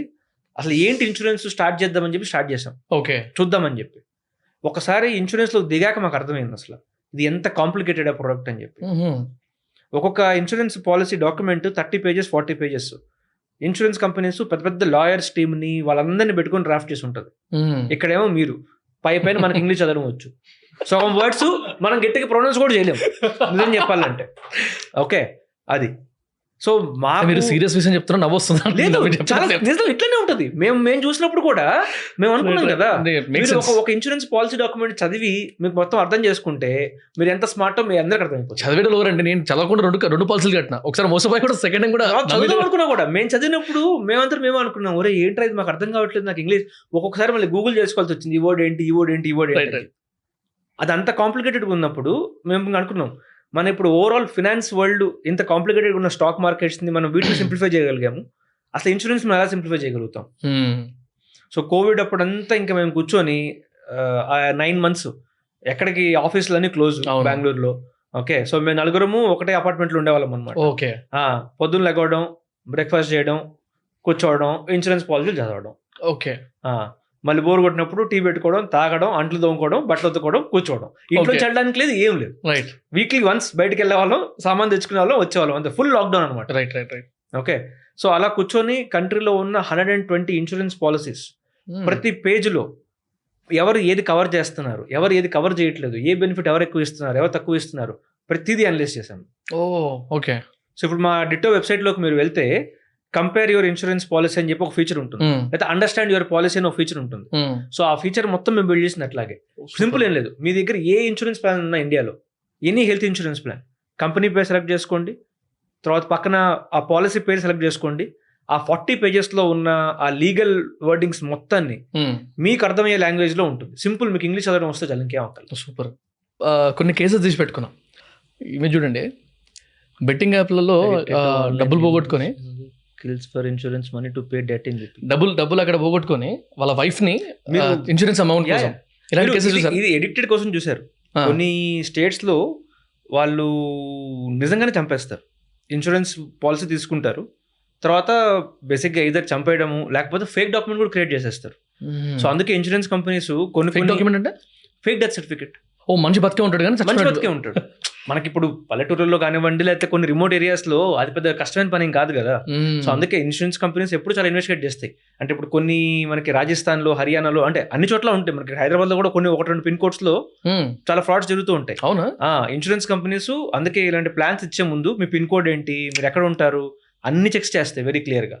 ఎందుకంటే ఇలాంటి ఫ్రాడ్స్ ఒకప్పుడు చాలా జరిగింది. డేటా ఉంటుంది కదా, డేటా వాళ్ళ దగ్గర ఉంటుంది కాబట్టి వాళ్ళకి క్లియర్గా తెలుసు, నాకు ఈ పిన్ కోడ్ లో ఈ ఏరియాలో నుంచి వస్తున్నారు అంటే చాలా అంటే ఫ్రాడ్స్ అయ్యే ఛాన్సెస్ ఎక్కువ ఉన్నాయి. వాళ్ళు అవన్నీ చెక్ చేసుకొని అప్పుడే ఇస్తారు. అది నేను ఏదో మూవీ చూసా, మన విశాల్ అనుకుంటా, మన మూవీలో ఇన్సూరెన్స్ కోసం చంపేవి గేమ్స్ ఉంటాయి అన్ని మొత్తం, ఎక్కడెక్కడో ఫ్యామిలీస్ ఆ కనెక్షన్ చూసేసరికి అన్ని వాడు ఒక ఏజెన్సీ చాలా చాలా చాలా జరుగుతూ ఉంటాయి. ఇట్లాంటి కేసెస్ చూసారా రియల్ లైఫ్ లో? నేను డైరెక్ట్ ఎక్స్పీరియన్స్ చేయలేదు. ఓకే, అంటే మీ ఏజెన్సీ నుంచి కాదు, బట్ జనరల్ గా ఇలాంటి మీరు ఇప్పుడు ఎలాగైతే ఇన్సూరెన్స్ చూపించారో అలాంటి చాలా ఇన్సూరెన్స్ ఉంటాయి. మనం సింపుల్ గా ఒకసారి ఒక గూగుల్ సెర్చ్ చేస్తే చాలా దొరికేస్తాయి మనకి. అసలు షాకింగ్ ఉండింది అది. ఇన్సూరెన్స్ మనీ కోసం చంపేసి డబ్బులు అంటే అడిక్షన్తో వాడు అది మైండ్లోకి ఎక్కేసి వైఫ్ని చంపుకొని ఇన్సూరెన్స్ మనీ వాడుకోవాల్సిన స్టేజ్కి వచ్చిందంటే ఉత్తమ మనవడి కేసు ఉంది ఒకటి. మనవడి కేసు వాడు ఏమంటారు, వాళ్ళ అమ్మమ్మ మీద ఇన్సూరెన్స్ పాలసీ ఉన్నట్టుంది, వాడు ఒక్కడే ఉన్నట్టున్నాడు ఇంట్లో, ఇంకెవరు లేరు అని తర్వాత అంటే తదనంతరం అంటారుగా. సో మనోడు ఏం చేశాడంటే ఈ పాములను పట్టేటోళ్ళ పాములను ఆడించేటోళ్ళు ఉంటారు కదా, ఇట్లా పాటలు పాడుకుంటుంది మన ఏదో ఫ్లూట్ అట్లాంటిది. వాళ్ళ పాముని ఆయన పిలిచి వాళ్ళ అమ్మమ్మని పాము కట్టితో చంపించేసి అప్పుడు క్లెయిమ్ చేసుకున్నట్ట. ఇలాంటివన్నీ చూసినప్పుడు ఇట్లా ఇంకా భయం వేసా ఉంటుంది అన్నమాట. వాళ్ళు పక్కా వచ్చి ఇన్వెస్టిగేట్ చేస్తారు ఇక్కడ పాములు ఉంటాయా లేవా అసలు ఎందుకు అంటే ఎవరికి పాము కాటు కానప్పుడు మీ ఒక్కరికి ఎలా అయింది? సపోజ్ ఇప్పుడు స్టూడియోలో పాము కాటేసిందని చెప్తే ఎవరు నమ్మరు. సరే మీరు అదే ఇప్పుడు పొలంలో పని చేస్తున్నారు అక్కడ అయిందంటే నమ్ముతారు కాస్త. అందుకే వాళ్ళు వచ్చి అసలు ప్రతి చోటకి ఇన్వెస్టిగేట్ ఇందాక అన్నారు కదా, పిన్ కోడ్ ని బట్టి కూడా ఉంటుందని చెప్పి. రైట్ అర్థమైంది. ఇంకో కేసు కూడా తీసుకుంటా నేను. ఇది యా అయితే ఈ ఉమెన్ ఈ ఫోటో వేసిందంట ఇన్స్టాగ్రామ్ లో, ఎక్కడ పోస్ట్ 7 crore ఇంజురీ క్లెయిమ్. అతను ఇంజురీ అయిందని చెప్పి క్లెయిమ్ ఏదో 7 crore రూపీస్ క్లెయిమ్ ఏదో చేస్తే ఇన్వెస్టిగేషన్ డిపార్ట్మెంట్ వాళ్ళు ఆ పోస్ట్ చూసి చిట్ ఏదో పడేస్తుందంట మన క్రిస్మస్ ట్రీ ఏదో, నేను ఒక పెద్ద చెట్టుని తీసుకుని ఇసేస్తుంది. దాని వల్ల అయింది నీకు ఇంజురీ అని చెప్పి కావాలని తీసుకున్నామా? ఆ కేసు అట్లా కాదు. సో తను దానికి ముందే క్లెయిమ్ చేసింది అనమాట. ఓకే, ఏదో యాక్సిడెంట్ లోనో ఎట్లనో నాకు డిజేబిలిటీ అయింది. సో డిజేబిలిటీ ఇన్సూరెన్స్ కూడా ఒకటి ఉంటుంది మనకి. ఇప్పుడు ఎట్లాగైతే అమితాబ్ బచ్చన్ తన వాయిస్ మీద ఇన్సూరెన్స్ తీసుకున్నారో మనం కూడా మన కాళ్ళు చేతుల మీద ఇన్సూరెన్స్ తీసుకోవచ్చు. Okay, so very simple, talent సంబంధం లేకుండా వెరీ సింపుల్ టర్మ్స్. ఎట్లా అంటే సపోజ్ నాకు పారాలిసిస్ వచ్చి నా కాళ్ళు చేతులు పడిపోయినాయి, లేదు యాక్సిడెంట్ అవడం వల్ల కాళ్ళు చేతులు మొత్తం పోయినాయి అసలు, అప్పుడు ఇన్సూరెన్స్ తీసుకోవచ్చు. అప్పుడు ఇన్సూరెన్స్ కంపెనీ వాళ్ళు ఏం చేస్తారంటే ఒక 30 lakhs 40 lakhs మీరు ఎంత అమౌంట్ పెట్టుకుంటారో అంత అమౌంట్ మీకు ఇచ్చేస్తారు డైరెక్ట్ గా. ఓకే సో అలా వాటిలో చాలా రకాలు ఉంటాయి. అంటే కొన్ని పారాలసిస్ వల్ల కావచ్చు, కొన్ని యాక్సిడెంట్ వల్ల కావచ్చు అట్లా. సో ఈ కేసులో తను ఏం చేసిందంటే అలా డిజేబిలిటీ వచ్చింది అని చెప్పి తీసుకుంది. తర్వాత అంటే ఒక చెట్టు తీసుకుని వేయడం అంటే చెయ్యి బాగుంటున్నాయి కదా చేసే, వాళ్ళు చూసారు కాబట్టి వాళ్ళు వెనక్కి లాక్కున్నారు. 7 కోట్లు పోగొట్టుకుంది పాపం. ఇలాంటి చూసినప్పుడు ఇంకొంచెం భయం వేస్తుంది అనమాట. ఇలాంటి వాళ్ళు ఎక్కువ అవుతారు అనుకోండి, ఇన్సూరెన్స్ కంపెనీస్ కూడా ఆ డినయల్ ప్రాసెస్ ఎక్కువ చేస్తారు అండ్ యాక్సెప్ట్ ఇన్వెస్టిగేషన్ లో చాలా స్ట్రింజెంట్గా ఉన్నారు అనుకోండి, రావాల్సిన కూడా రావు కదా. వాళ్ళు ప్రతిదీ కూడా అంటే భూతత్వం పెట్టి చూస్తారనమాట. సపోజ్ ఇప్పుడు మీరు ఏదైనా మీకు హెల్త్ ఇష్యూ వచ్చి హాస్పిటల్కి వెళ్ళారనుకోండి, వాళ్ళు అక్కడ డాక్టర్, మీరు ఫస్ట్ టైం డాక్టర్ దగ్గరికి వెళ్ళినప్పుడు డాక్టర్ ఏం రాశారు, ఆ రోజు మీరు ఏం కంప్లైంట్ చెప్పారు, తలనొప్పి చెప్పారా, కాలు నొప్పి చెప్పారా, అసలు ఏం కండిషన్ ఉంది, తర్వాత మీకు డాక్టర్ ఏదైనా సపోజ్ ఇప్పుడు టెస్ట్ చెప్పారనుకోండి, ఎక్స్రే కానివ్వండి, బ్లడ్ టెస్ట్ కానీ, ఆ రిపోర్ట్స్ ఏవి, ఆ రిపోర్ట్స్ సంబంధించిన బిల్స్ ఏవి, ఓకే మళ్ళీ ఆ రిపోర్ట్స్లో వచ్చిన వాల్యూస్ ఏమి వచ్చినాయి, మీ కొలెస్ట్రాల్ ఎక్కువ ఉందా, బ్లడ్ ప్రెషర్ ఎక్కువ ఉందా, ప్రతిదీ భూతత్వం పెట్టి చూస్తారు వాళ్ళు వెరీ క్లియర్గా. సో ఇప్పుడు వీటిల్లో చాలా సార్లు ఇన్సూరెన్స్ కంపెనీస్ కూడా ఏం చేస్తాయి అంటే మిస్ఇంటర్ప్రిటేషన్ వల్ల మీకు క్లెయిమ్స్ డినే చేసేస్తాయి. వాళ్ళు తప్పుగా అర్థమవడం. ఓకే ఇప్పుడు ఒక కేసు మేము చూసింది ఎట్లా అంటే, తను ఒక ఐ ప్రొసీజర్ కోసం వెళ్ళారు, ఓకే రెటినో డికలరేషన్ అయిందని చెప్పేసి వెళ్ళారు అనమాట. సో అక్కడ ఐ డాక్టర్ దాంట్లో మొత్తం ఏమని రాశారంటే పీజీ అని చెప్పి రాశారు, మిగతా డిస్క్రిప్షన్ అంతా కూడా రాశారు పీజీ. సో రెటినోపతి దాంతో పాటే ప్రాబ్లం ఏంటంటే, తను క్లెయిమ్స్ అప్రూవ్ చేసే ఆఫీసర్ దాన్ని పీజీ అంటే ఏమనుకున్నాడంటే పిగ్మెంట్ గ్లోకోమా అనుకున్నాడు. అదొక మెడికల్ కండిషన్ బేసిక్ గా. సో తను ఏమనుకున్నాడంటే ఇది ఆల్రెడీ తనకి ఎప్పటి నుంచో ఈ ప్రాబ్లం ఉంది, ఆ ప్రాబ్లం వల్లే ఇవాళ ఈ సర్జరీ కోసం అవసరం వచ్చింది, సో మేము ఇన్సూరెన్స్ చేయాల్సిన అవసరం లేదు ఎందుకంటే ప్రీ ఎగ్జిస్టింగ్ కండిషన్. సో వాళ్ళు ఏం చెప్పారంటే, ఇప్పుడు సపోజ్ మీరు ఇన్సూరెన్స్ పర్చేస్ చేసే ముందు వాళ్ళు మిమ్మల్ని అన్ని అడుగుతారు మీ హెల్త్ ఎలా ఉంది ఏంటి అంటే. సో ఇప్పుడు సపోజ్ మీరు చెప్పారు లేదు నేను చాలా హెల్దీ ఫిట్, అసలు నాకు 6 pack ఉంది అన్నీ ఉన్నాయని చెప్పారు మీరు, రేపు హాస్పిటల్కి వెళ్ళినప్పుడు వాళ్ళకి వేరే విషయం తెలిసింది అనుకోండి, ఇన్సూరెన్స్ కంపెనీస్ అది మ్యాచ్ చేసుకుంటాయి. సో ఈ కస్టమర్ తీసుకున్నప్పుడు తను ఏం చెప్పాడంటే నేను అంత హెల్దీగా ఉన్నా నాకేం ప్రాబ్లం లేదని చెప్పి, ఇక్కడ డాక్టర్ రాసిన దాంట్లో పీజీ అని చెప్పి రాసింది.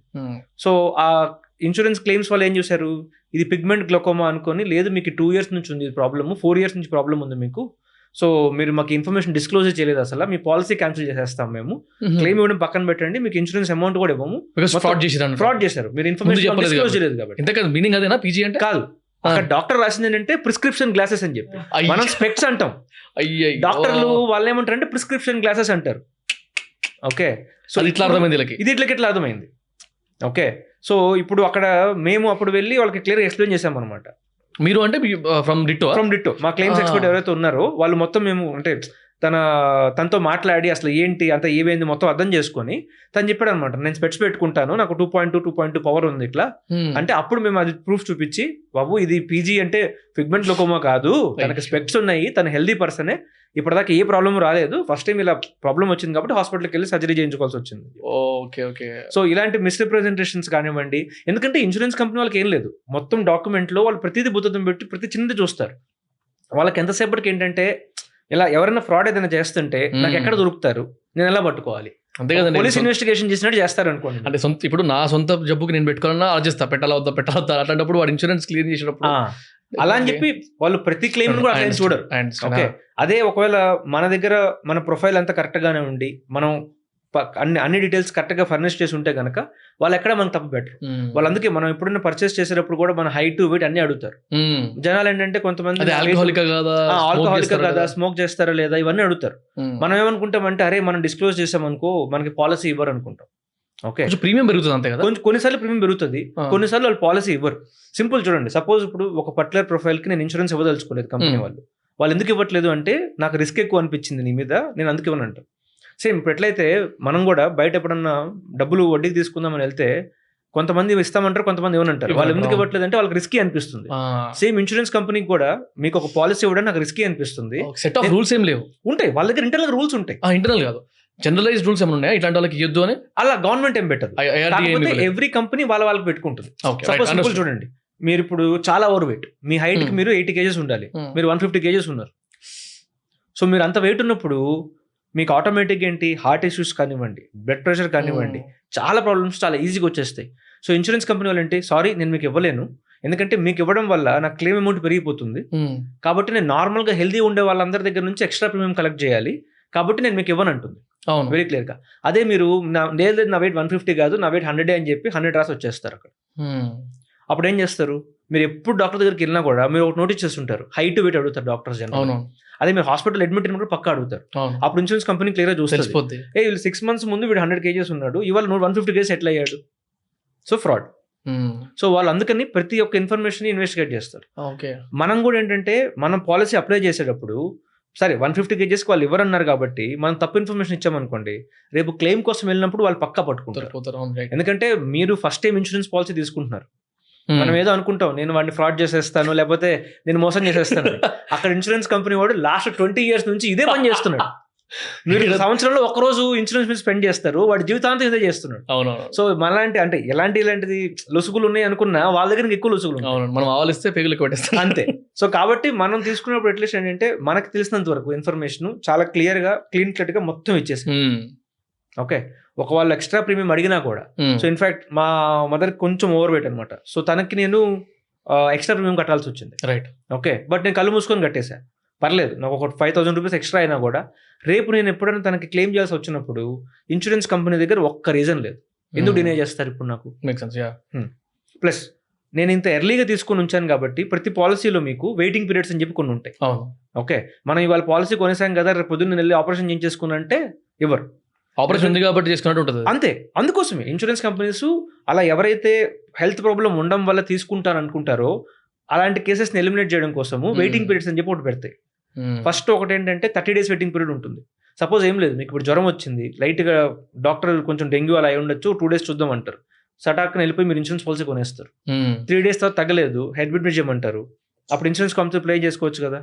ఇలాంటి కేసు అవాయిడ్ చేయడం కోసం ఫస్ట్ 30 daysకి మీకు ఓన్లీ యాక్సిడెంట్స్ అయితే కవర్ చేస్తాయి, ఎందుకంటే యాక్సిడెంట్ ఎవరు ప్లాన్ చేయరు, తెలియదు కదా. సో యాక్సిడెంట్స్ అయితే ఇమీడియట్ కవర్ చేస్తాయి. ఇవాళ పాలసీ తీసుకున్నారు, రేపు పొద్దున యాక్సిడెంట్ అయితే కవర్ చేసేస్తారు. బట్ ఫస్ట్ 30 daysలో ఏది కవర్ చేయరు. ఇంకా 30 days అయిన తర్వాత 2 years వరకు కూడా కొన్ని స్పెసిఫైడ్ ఇల్నెసెస్ లిస్ట్ అని ఉంటుంది. సపోజ్ ఇప్పుడు క్యాటరాక్ట్ ఉంది అనుకోండి, సో క్యాటరాక్ట్ అనేది ఫస్ట్ 2 years వరకు వాళ్ళు కవర్ చేయరు. ఎందుకు అంటే సింపుల్, నా కేసే చెప్తాను. మా ఫాదర్ కి క్యాటరాక్ట్ ఉంది అని చెప్పి February 2020 అట్లా డయాగ్నోజ్ అయింది అనమాట. అరౌండ్ కోవిడ్ జస్ట్ ఒక 1 month ముందే. సరే మనం డాక్టర్ కొంచెం టైం ఉందన్నారు కదా, ప్రశాంతంగా ప్లాన్ చేసుకొని చేద్దామని నాగాం. తర్వాత కోవిడ్ వచ్చింది, ఇంకా కుదరలేదు, హాస్పిటల్స్ అన్ని కూడా షట్ డౌన్ అన్ని కూడా. సో ఒక 6 months 8 months అయిపోయింది, మళ్ళీ డాక్టర్ దగ్గర చూపిస్తే పర్లేదు కొన్ని రోజులు వెయిట్ చేయొచ్చు అన్నారు. మేము ఒక 1 year తర్వాత, ఆల్మోస్ట్ 1 year కూడా 1 year 4 months తర్వాత అప్పుడు సర్జరీ చేయించాం. ఓకే. సో ఇప్పుడు ఏంటంటే క్యాటరాక్ట్ ఒకసారి డయాగ్నోజ్ అయిన తర్వాత చాలా కేసెస్ వరకు ఇమీడియట్ సర్జరీ అవసరం ఉండదు. డాక్టర్స్ కూడా ఏం చెప్తారంటే కుదిరినంత వరకు మనం తీసుకెళ్దాం, అనవసరంగా ఆపరేట్ చేసి హెడేక్ తీసుకోవాల్సిన అవసరం లేదు. సో 2 years వెయిట్ చేయొచ్చు, 3 years కూడా వెయిట్ చేయొచ్చు కొన్ని కేసెస్లో. సో ఇప్పుడు నేను చాలా మంది కూడా ఏం చేస్తారంటే ఏ రోజైతే డయాగ్నోజ్ అయిందో అప్పుడు నేను వెళ్ళి ఇన్సూరెన్స్ పాలసీ కొనేస్తానంటారు. రైట్.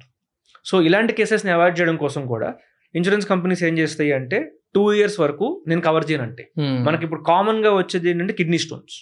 అవును. సో కిడ్నీ స్టోన్స్ కూడా ఎవరికి కూడా ఫస్ట్ అంటే కిడ్నీ స్టోన్ ప్రాబ్లం రాగానే డాక్టర్ ఆపరేషన్ థియేటర్లో తీసుకెళ్ళిపోరు. మనకి ముందు మెడికేషన్స్ ఇస్తారు, డైట్ చేంజ్ చేస్తారు, అన్ని మార్చి అసలు చూస్తారు కిడ్నీ అంటే ఆ స్టోన్ మన యూరిన్ తోటి నార్మల్ గా పాస్ అయిపోయి వెళ్ళిపోతుందా అని. ఇంకా అవ్వట్లేదు, లేకపోతే స్టోన్ చాలా పెద్దది అయిపోయింది, రిస్క్ పెరుగుతుంది అనుకుంటే అప్పుడు ఇలా ఆపరేషన్ చేస్తారు. Right right. సో ఇలాంటి కేసెస్ కి 2 years వరకు కవర్ చేయరు అనమాట. Okay okay. దీని తర్వాత ఇంకొకటి జనరల్ గా చాలా మందికి అప్లికబుల్ ఉండదు, but most of our parents కి అప్లికబుల్ ఉంటుంది. ప్రీ ఎగ్జిస్టింగ్ కండిషన్స్ అంటారు. అవును. సో ఇప్పుడు డయాబెటీస్, బ్లడ్ ప్రెషర్ ఇవన్నీ కూడా మనకి లైఫ్ స్టైల్తో పాటు వచ్చేసినాయి. కాకపోతే ఇన్సూరెన్స్ కంపెనీస్ చూసేది ఏంటంటే మీకు ఆల్రెడీ మీరు ఇన్సూరెన్స్ పాలసీ పర్చేస్ చేస్తున్నప్పటికే మీకు ఈ ప్రాబ్లం ఉంది. సో ఈ ప్రాబ్లం సంబంధించి మీరు ఎప్పుడు హాస్పిటల్లోకి అడ్మిట్ అయితే నేను 3 years దాకా కవర్ చేయనంటే. సపోజ్ నా కాలు ఎరిగింది, డాక్టర్ ఇంకొక సర్జరీ చేయాలని చెప్పారు, నేను అప్పుడు కొన్నాను అనుకోండి, పర్లేదు నేను 2 years వెయిట్ చేస్తే 1 year వెయిట్ చేస్తే అంటే డాక్టర్ ట్రీట్మెంట్ 1 year తర్వాత చేద్దామంటారు. అలాంటి కేసెస్ అవాయిడ్ చేయడం కోసం కూడా ఏంటంటే ఇది ప్రీ ఎగ్జిస్టింగ్, నాకు ఆల్రెడీ తెలుసు నా కాలు ఇరిగింది, నేను ఇన్సూరెన్స్ పాలసీ తీసుకున్నప్పుడు నాకు ఐడియా ఉంది ఆల్రెడీ.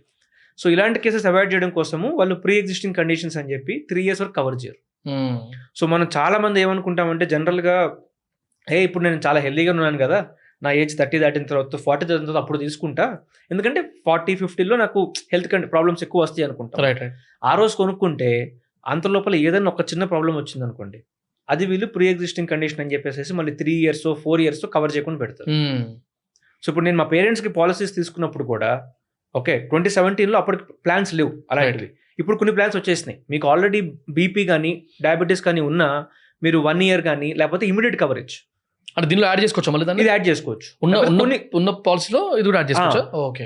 ఇప్పుడు కొన్ని స్పెసిఫిక్ ప్లాన్స్ వచ్చినాయి, ఎందుకంటే ఇప్పుడు అందరికి ఇప్పుడు ఆల్మోస్ట్ ఒక 30-40% ఆఫ్ ద పీపుల్ కి బీపీ డయాబెటీస్ ఉంది.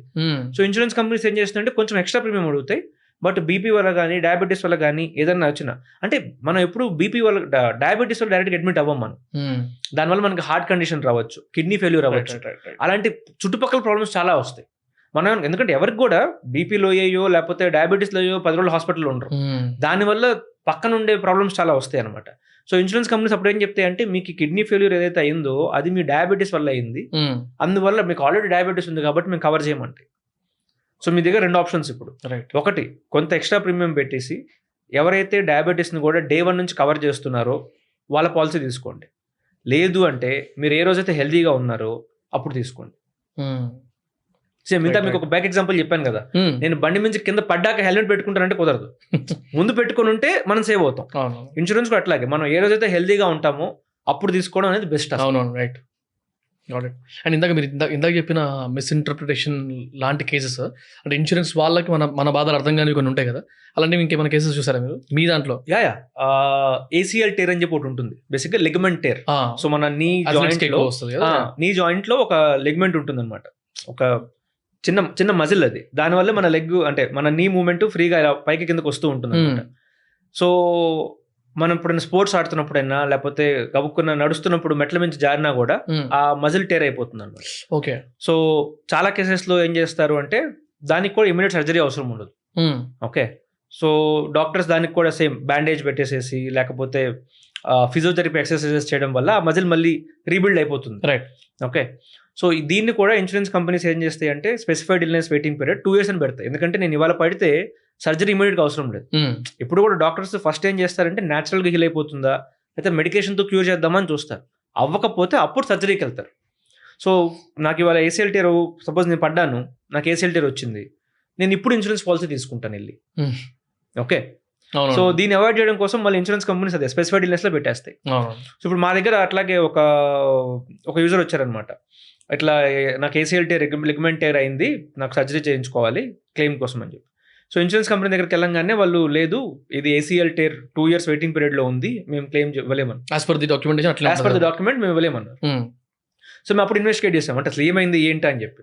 సో అప్పుడు యూజర్ చెప్పింది ఏంటంటే నేను టెన్నిస్ ఆడుతున్నప్పుడు పడ్డాను, అప్పుడు ఇమీడియట్గా హాస్పిటల్కి వెళ్ళి అప్పుడు నాకు డాక్టర్ దానికి స్కానింగ్ అంతా చేసినప్పుడు అప్పుడు చెప్పారని చెప్పి. సో ఇప్పుడు మేము ఇది ఇన్సూరెన్స్ కంపెనీ క్లియర్ చూపించాం, కానీ అది అప్పుడే చేయాలంటున్నా తనకు అప్పుడే చేయాలి. ఎందుకంటే బేస్డ్ ఆన్ ద కేస్ తను మొత్తం ఇట్లా స్లిప్ అయ్యి ఇట్లా పడిపోయాడు అనమాట. సో జనరల్ గా మన నీ మూవ్మెంట్ ఇట్లా ఉంటుంది, ఇలా ఉండదు కదా. సో ఇలా పడడం వల్ల మొత్తం అక్కడ మజిల్ టేర్ అయిపోయింది దానికి. సో ఇన్సూరెన్స్ కంపెనీస్ ఇది క్లియర్ చూపించాం అనమాట. తను ఇలా టెన్నిస్ ఆడుతున్నప్పుడు పడింది, ఇది accidental case. Specified illness waiting period ఏంటంటే మీకు ఆల్రెడీ ప్రాబ్లం ఉండుంటే కవర్ చేయమంటారు, కానీ బట్ యాక్సిడెంట్ అయినప్పుడు all kind of things will be covered. So మేము ఇది క్లియర్ గా వాళ్ళకి రిప్రజెంట్ చేయడం వల్ల అప్పుడు వాళ్ళ క్లెయిమ్ ఎప్పుడు చేసి ఇచ్చారు మనకి. ఎందుకంటే ఇనిషియల్ గా డాక్టర్ రిపోర్ట్ లో డాక్టర్కి అవసరం లేదు కదా టెన్నిస్ ఆడుతూ పడ్డా లేకపోతే నడుస్తూ పడ్డా, జస్ట్ ఆ ACL టేర్ అని చెప్పి ఇంపార్టెంట్ వాళ్ళ కేసు రాసుకున్నారు అంతవరకు. తర్వాత మేము డాక్టర్ దగ్గరికి వెళ్ళి క్లియర్ గా చూపించామన్నమాట. అప్పుడు డాక్టర్ కూడా తన సర్టిఫికేట్ రాసి పంపించాడు, ఇలా టెన్నిస్ ఆడుతున్నప్పుడు పడ్డాడని చెప్పి నా దగ్గరకు వచ్చాడు. ఇనిషియల్ ఇన్వెస్టిగేట్ చేసిన తర్వాత ఇలా ఎక్స్రే తీసాము, లేకపోతే వాళ్ళకి కావాల్సిన ఇన్వెస్టిగేషన్ చేసినప్పుడు తెలిసింది ఇలా టేర్ ఉందని చెప్పి సర్జరీ చేయాల్సి వస్తుంది మాకు అని చెప్పి. రైట్. అంటే ఇప్పుడు ఇట్లాంటి కేసెస్లో మీరున్నారంటే ఓకే, అంటే డిటో ఉంది వేరే విషయం, లేదా వేరే వాళ్ళ ఏజెంట్ ఉన్నారు పక్కకు పెట్టండి. ఏజెంట్ లేకుండా డైరెక్ట్గా ఉంటాం కదా మనం. అంటే ఇప్పుడు ఎగ్జాంపుల్ పేరు చెప్పాలండి, పలానా A అనే ఒక ఇన్సూరెన్స్ పాలసీ కొన్నాం మనం ఒక బ్రాండ్ నుంచి. మధ్యలో ఏజెంట్ లేరు, ఏం లేదు, మీరు డైరెక్ట్ వెబ్సైట్లో చూసుకున్నా కొనుక్కున్నా, లేకపోతే వాళ్ళ ఆఫీస్కి వెళ్ళి కొనుక్కున్నా. అలాంటప్పుడు ఇట్లాంటి ఇష్యూ వచ్చింది, అప్పుడు నేను ఎవరిని అప్రోచ్ అవుతా? మీరు డైరెక్ట్ గా కంపెనీతో మాట్లాడుకోవడం. కంపెనీ అంటే కస్టమర్ కేర్? వాళ్ళ కస్టమర్ కేర్ తోటి. ఓకే. ఒకటే ప్రాబ్లం ఏంటంటే జనరల్ ఇక్కడ కస్టమర్ కేర్ లో ఉండే వాళ్ళైనా ఎవరైనా కూడా మీకు అంత ఎక్కువ ఎక్స్ట్రా ఇన్ఫర్మేషన్ ఇవ్వరు. ప్లస్ ఇంకొకటి, ఇప్పుడు దీనికి ఒక డిఫరెంట్ ఎగ్జాంపుల్ చెప్తాను. మీ మీద కోర్టులో ఏదైనా కేసు పడింది అనుకోండి, గవర్నమెంట్ ఇప్పుడు కూడా అలౌ చేస్తుంది ఏంటి, మీ అంతటి మీరు వెళ్ళి కేసు వాదించుకోవచ్చు. అవునవును. మీకు అది చేసుకుంటే బెటరా, ఒక లాయర్ని హైర్ చేసుకొని లాయర్ మీ తరపున వాదిస్తే బెటరా? లాయర్ ఉంటేనే బెటర్, అంటే మనకు తెలియదు కాబట్టి ఎట్లా మాట్లాడితే మీ అంతా మీరు వాదించుకోవచ్చు. అప్పుడు ఏం చేయాలి, మీ అంతటి మీరు లా బుక్స్ తెచ్చుకొని సెక్షన్ 144 ఏముంది 143 ఏముంది మీరు చదువుకొని మీరు వాదించుకోవాలి. అదే ఇన్సూరెన్స్ లో కూడా ఏంటంటే మీ అంతటి మీరు తీసుకున్నప్పుడు ఓకే తీసుకోవచ్చు, తప్పేం లేదు దానికి. ఇన్ఫాక్ట్ మన గవర్నమెంట్ కూడా ఇప్పుడు చాలా ప్లాట్ఫామ్స్ లాంచ్ చేస్తుంది, బీమా సుగమ్ అని చెప్పేసి ఆన్లైన్ లో. ఎందుకంటే వాళ్ళంతా వాళ్ళు పర్చేస్ చేసుకోవచ్చు అని చెప్పి.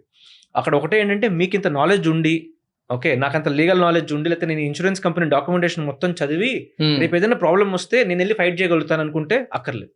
ఇప్పుడు లాయర్స్ కొత్త లాయర్ని హైర్ చేసుకోవాల్సిన అవసరం లేదు, వాళ్ళు వాదించేసుకుంటారు. ఓకే, అదే మన మీద ఏదైనా కేసు పడినప్పుడు మనం ఒక లాయర్ను ఒక ప్రొఫెషనల్ ఎలాగైతే మనం హైర్ చేసుకుంటామో, అట్లాగే ఇలాంటి కేసెస్లో ఏంటంటే మనం ఒక ప్రొఫెషనల్, మనం ఒక డిటో లాంటి ఒక ఏజెంట్ కానివ్వండి, లేకపోతే ఎనీ కైండ్ ఆఫ్ ఏజెంట్ దగ్గర తీసుకున్నప్పుడు వాళ్ళకి మనకన్నా బెటర్ నాలెడ్జ్ ఉంటుంది కాబట్టి వాళ్ళు మనకు హెల్ప్ చేయగలుగుతారు. ఇప్పుడు ఇంకొక ఇంట్రెస్టింగ్ కేసు ఎట్లా అంటే, మీకు last year Deepak Chahar IPL ఒక్క మ్యాచ్ కూడా ఆడలే, బ్యాక్ ఇంజరీ ఉందని చెప్పి, కానీ తనకి స్టిల్ 14 crores వచ్చింది. సో 14 crores CSK తనకి అంతకుముందు ఆప్షన్లో పే చేసింది, option price 14 crores. So BCCI ఏం చేసిందంటే, ఏదన్నా సిచ్యువేషన్ వల్ల ఎవరైనా ప్లేయర్స్ ఆడలేకపోతే వాళ్ళకి అమౌంట్ రాదు కాబట్టి ఆ ఆప్షన్ అమౌంట్ ఇవ్వాల్సిన అవసరం లేదు కదా వాళ్ళకి, అందుకని వాళ్ళకి ఇన్సూరెన్స్ తీసుకొని పెట్టింది BCCI IPL లో. సో లాస్ట్ ఇయర్ తను మ్యాచ్ ఆడలేదు కాబట్టి, ఒక్క మ్యాచ్ కూడా ఆడలేదు ఇంజురీ వల్ల. సో ఆ ఇన్సూరెన్స్ కంపెనీ వాళ్ళు 14 crores పే చేశారు. అంటే కొంత పైకి కింద రిడక్షన్స్ ఏమో ఉంటుంది. సో తను ఒక్క బాల్ కూడా వేయకుండా లాస్ట్ సీజన్ లో ఓకే మొత్తం అమౌంట్ తీసుకెళ్ళాడు అసలు. అదే కదా, ఇదంటే బేసిక్లీ బికాస్ అదే పనిలో పోగొట్టుకున్నాడు కాబట్టి, బ్యాక్ ఇష్యూ వచ్చింది కాబట్టి. ఓకే, ఆర్ వేరే ఇష్యూ అయినా వచ్చింది, వేరే ఇష్యూ అయినా కూడా అక్కడ మీరు ఏంటంటే, నాకు ఒక సింపుల్ ఏం లేదు. ఇప్పుడు దీపక్ చహర్ ఆడకపోవడం వల్ల, అంటే మ్యాచ్ ఆడలేకపోవడం వల్ల నాకు ఒక రిస్క్ ఉంది కాబట్టి, నా ఇన్కమ్ పోతుంది కాబట్టి తన ఇన్కమ్ ని షూరిటీ చేసుకున్నాడు. ఓకే ఓకే, కాకపోతే మీరు నేను అంత పెద్దవాళ్ళం కాదు కాబట్టి మన ఇన్కమ్ మీద అంటే చేసుకోవచ్చు. సో ఆ ఇన్కమ్ మీద ఏంటంటే డిజబిలిటీ, మన ఇన్కమ్ ఎప్పుడు పోతుంది అంటే మనం డిజేబుల్ అయ్యి ఉంటాయి. నేను ఇది కూడా ఉన్నానండి, మన బాహుబలి మూవీకి తర్వాత ఇంకా పెద్ద పెద్ద మూవీస్కి కూడా సెట్స్ మీద కూడా ఇన్సూరెన్స్ తీసుకుంటారని నాకు ఇక్కడ డౌట్ వచ్చింది అనమాట. ఇప్పుడు ఒక 100 కోట్ల 200 కోట్ల రూపాయలు సెట్ అనుకుందాం, దాని మీద ఇన్సూరెన్స్ తీసుకున్నాం. జనరల్ కూడా సెట్ వేసినా కూడా ఎంత పెద్ద సినిమా, మన రాజమౌళి లాంటి గారు అంత ఆయన తీసుకునే టైంని బట్టి కూడా మహా అయితే సంవత్సరం రోజులు ఆ సెట్ మీద చేస్తారు, లేకపోతే 2 సంవత్సరాలు చేస్తారు కదా. ఈ 2 yearsకి కూడా ప్రీమియం కట్టాలి, ఈ 2 yearsకి కూడా ఇన్సూరెన్స్ క్లెయిమ్ చేసుకోవచ్చు అన్నప్పుడు ఎంత ప్రీమియం ఉంటుంది ఒక 300 కోట్ల సెట్ మీద? దీనికి ఎంత ఉంటుందో నాకు ఐడియా లేదు, కానీ మరి అంత ఎక్కువ అమౌంట్ అయితే ఏముండదు. అవునా? సో మీకు అంటే ఈజీ లాస్ కదా, చిన్న అడ్వాంటేజ్ ఇచ్చినా కూడా. అదే వాళ్ళు ఏంటంటే అక్కడ అన్ని చూసుకుంటారు, మీరు అసలు సేఫ్టీ ప్రికాషన్స్ తీసుకుంటున్నారా లేదా. ఎంతసేపు అంటే ఇన్సూరెన్స్ కంపెనీ చూసారంటే యాక్సిడెంట్ లాంటి వాళ్ళు అయితే పర్లేదు. ఇప్పుడు మీరు ఇంతకు చెప్పిన మనవడు ఆ కేసులో కూడా వాళ్ళకి ప్రూఫ్ దొరికింది అనుకోండి, ఇలా కావాలని ఇంటెంట్ తో చేశారని చెప్పి వాళ్ళు ఇవ్వరు. మీకు ఎనీ కేసులో కూడా ఇవ్వరు. ఒక ఏంటంటే అమౌంట్ తీసుకోవడం కోసము ఒక సిచ్యువేషన్ క్రియేట్ చేశారన్నప్పుడు వాళ్ళు క్లెయిమ్ ఇవ్వరు అనమాట. సో బాహుబలి సెట్ లో కానీ ఎక్కడైనా కూడా వాళ్ళు కావాలని మంట పెట్టరు కదా, అవునవును, బై ఛాన్స్ అయితే ఇస్తారు కాబట్టి. సో ఇన్సూరెన్స్ కంపెనీస్ దాని ప్రీమియం డిసైడ్ చేసే ముందు వాళ్ళ రిస్క్ ఎవాల్యుయేట్ చేసుకుంటాయి. అంటే మీ ఎక్స్పీరియన్స్ బట్టి ఎంత ఉండొచ్చు ప్రీమియం వాళ్ళకి అప్రాక్సిమేట్? దీని రేంజ్ ఐడియా లేదు, బట్ దీనికి ఒక సిమిలర్ వేరే ఎగ్జాంపుల్ ఏంటంటే వింబుల్డన్ టెన్నిస్ మ్యాచెస్ ఉంటాయి కదా. సో వాళ్ళు లాస్ట్ 20 years నుంచి ఆల్మోస్ట్ ఒక 20-25 years నుంచి ప్రీమియం కడుతూ వస్తున్నారు. సో వాళ్ళు ఏంటంటే ఒకవేళ ఎనీ పాండమిక్ వల్ల కానివ్వండి, ఎనీ న్యాచురల్ సిచ్యువేషన్ వల్ల ఒకవేళ వింబుల్డన్ మ్యాచెస్ అవ్వకపోతే వాళ్ళకి లాస్. ఎందుకంటే ఇప్పుడు వింబుల్డన్ లో స్పాన్సర్స్ ఉంటారు, టికెట్ సేల్స్ ఉంటాయి, అవన్నీ కూడా వాళ్ళు ముందు నుంచి కాంట్రాక్ట్స్ పెట్టుకుంటారు కదా. సో వాళ్ళ నుంచి లాస్ ఆఫ్ రెవెన్యూ వాళ్ళకి. రైట్. సో వాళ్ళు దానికి ఒక $2 million, $3 million ఇన్సూరెన్స్ ప్రీమియమ్స్ కడుతూ వస్తున్నారు లాస్ట్ 20 years నుంచి. మన కోవిడ్ అప్పుడు మ్యాచెస్ ఎప్పుడైతే జరగలేదో వాళ్ళకి ఆల్మోస్ట్ ఒక $140 million పే అవుట్ వచ్చింది. జనరల్ గా ఏమనుకుంటారు మనందరం కూడా, లాస్ట్ 10 years లో 15 years లో ₹1 రాలేదు, ఉపయోగం ఏముంది అంటే మా ఫాదర్ లాగా ఉంటే వాళ్ళు అదే ఉండేవాళ్ళు. మీరు ఇప్పటిదాకా $20 million ఒక ఇయర్ బ్రేక్ చేసినా పోతుంది. వాళ్ళు కంటిన్యూ చేసుకుంటూ వచ్చారు కాబట్టి ఎప్పుడైతే కోవిడ్ వల్ల గేమ్ ఆగిపోయిందో అప్పుడు వాళ్ళకి ఒక $140 million వచ్చింది. అంటే దగ్గర ఒక 1200 కోట్లు. మనం కూడా ఒకసారి కూర్చొని మన దానికి ఏమైనా కావాలంటే ఇన్సూరెన్స్ తీసుకుందాం, మాకు కొంచెం గైడ్ చేస్తే మా రాటాక్స్కో మా స్వియోకో హ్యాష్ప్రోకో తీసుకుంటాను నేను కూడా. ఇది విన్నారా మీరు? మన ఏదో sports player, I don't know which sport is it, ఆ స్పోర్ట్స్ ప్లేయర్ది హెల్త్ ఇన్సూరెన్స్ ఉంది కాబట్టి ఆయన వాళ్ళే రిటర్న్ చేసుకున్నారు 7 years నుంచి. ఆయనకి ఏమైనా అయితే వీళ్ళకి కూడా క్లెయిమ్ వస్తుంది అన్నారు. అది నిజమేనా? విన్నారా ఎక్కడన్నా? వీటిని ఇప్పుడు సపోజ్ ఎట్లా అంటే ఇప్పుడు రాటాక్స్ కి మొత్తం everything is you, right. Okay. So ఇప్పుడు మీకు ఏదైనా అయితే నీకేదైనా అయితే మొత్తం మీ రాటాక్స్ దానికంతా కూడా చాలా ఎక్కువ లాస్ వస్తుంది. అవును. సో వాళ్ళు మీ మీద ఇన్సూరెన్స్ తీసుకోవచ్చు. కీ మ్యాన్ ఇన్సూరెన్స్ అని చెప్పి ఉంటుంది. Key man insurance. సో అంటే మీరు బేసిక్ గా మీరే మెయిన్ అని చెప్పడం అనమాట. ఓకే. సో ఒకవేళ మీరు లేకపోతే మిమ్మల్ని రిప్లేస్ చేయడం కష్టం కాబట్టి ప్లాన్ చేస్తుండే వస్తాయి, కంపెనీ డబ్బులు వస్తాయి, అప్పుడు వచ్చేస్తాయి. చూసుకోండి ఇక్కడ చేస్తారు. కాదు, కీడించి మేలించి అన్నట్టుంది. ఇది డైరెక్ట్ గా ఆలోచిస్తామా? జయప్రకాష్ నారాయణ గారితో మాట్లాడుతున్నప్పుడు he mention about something where medical emergency వల్ల, అంటే మన లైఫ్లో ఎప్పుడో ఒకసారి మెడికల్ ఎమర్జెన్సీ వస్తుంది. ఎవ్రీ ఇయర్ ఇండెక్స్ చూస్తే ఒక ఇయర్లో మెడికల్ ఎమర్జెన్సీ వల్ల పావర్టీ లైన్లోకి దిగిపోవడం, అంటే బిలో పావర్టీ లైన్కి వెళ్ళిపోయే వాళ్ళు అరౌండ్ 6 crore members ఉన్నారంట. అవును. అంటే అప్పటిదాకా బాగానే ఉన్నారు, because of one single medical emergency ఇటు వెళ్ళిపోయినారంటే ఇట్స్ బికాస్ వాళ్ళ ప్లానింగ్ లేకపోవడం. అదే కనుక మెడికల్ ఇన్సూరెన్స్ కట్టుకుని ఉంటే ఆర్ టర్మ్ ఇన్సూరెన్స్ కట్టుకుని ఉంటే, ఇంతకు మీరు అన్నారు రోడ్ మీద పడిపోయే ఫ్యామిలీ అంతా రోడ్ మీద పడిపోతుంది. సింగిల్ సోర్స్ ఆఫ్ ఇన్కమ్ కాబట్టి మొత్తం ఇంకేం లేదు అక్కడ. కోవిడ్ లో ఎంతమంది కేసెస్ చూసినాం అసలు, అట్లాంటి చాలా కేసెస్ కజిన్స్ లో కూడా. ఇప్పుడు ఒకవేళ మనం జాలిగుండ అయ్యి మన దగ్గర డబ్బులు చాలా ఉన్నా కూడా ఎంతమంది హెల్ప్ చేయగలుగుతాం? ఒకరిద్దరికి మహా అంటే. అంటే అదే అంటే ఇప్పుడు మీరు మీ ఫ్యామిలీని ఎవరో దయ చూపిస్తారు అన్న దాని మీద ఉండదలుచుకున్నారా, లేకపోతే మీ అంతా మీరు ఫుల్ ప్రొటెక్ట్ చేసుకుందాం అనుకుంటున్నారా అన్నది మీ క్వశ్చన్. ఆబ్వియస్ గా ఫ్యామిలీ ఎక్స్టర్నల్ సపోర్ట్ సిస్టమ్ ఉంటుంది, బట్ వాళ్ళకి కూడా ముందు వాళ్ళ ఫ్యామిలీ వస్తుంది. వాళ్ళది కదండి. ఎంత మనకి బ్రదర్స్ కజిన్స్ ఉన్నా కూడా ముందు వాళ్ళు చూసుకుని తర్వాత మన దగ్గరకు వస్తారు. మీరు అంటే మీకు రెస్పాన్సిబిలిటీ ఉంది, నేను నా ఫ్యామిలీ నాకు అంత ఇంపార్టెంట్ అనుకుంటే మనం అట్లీస్ట్ ఇది ప్రొటెక్ట్ చేసుకుని ఉండాలి. వాట్ ఈస్ ఇన్సూరెన్స్ అని చెప్పి ఒక లేమన్ టర్మ్స్ లో ఎగ్జాంపుల్ చూసేవాడు ఒక 13-14 years ఏజ్ ఉన్నోడైనా కూడా అర్థం కావాలి అంటే what is insurance according to you and why is it important? మీకు ఇప్పుడు సపోజ్ ఏదైనా ఒంట్లో బాగా హాస్పిటల్ అడ్మిట్ అయ్యారు అనుకోండి, రైట్, మీకు 5,000 బిల్ రావచ్చు, 50,000 బిల్ రావచ్చు, లేదా 5 lakh rupees బిల్ రావచ్చు. అలా అని చెప్పి మీ దగ్గర ప్రతిసారి ఆ అమౌంట్ పెట్టుకొని ఉంచుకోలేం కదా మనం. రైట్. ప్లస్ అమౌంట్ ఉండకపోవచ్చు కూడా మన దగ్గర చాలా మంది దగ్గర. అదే దాని బదులు మనం ఇన్సూరెన్స్ కంపెనీస్కి ఒక 5,000 rupees 10,000 rupees కట్టామనుకోండి, మనం ఎప్పుడైతే సిక్ అవుతామో వాళ్ళు మనకు పే చేస్తారు. మనం ప్రతి ఒక్కళ్ళు ఈ సంవత్సరం అంటే ఇదే ఇయర్ అవ్వాల్సిన అవసరం లేదు. మన ఇయర్ సిక్ అవ్వకపోయినా నెక్స్ట్ ఇయర్ సిక్ అయినా కూడా వాళ్ళు మనకు అప్పుడు అమౌంట్ పే చేస్తారు.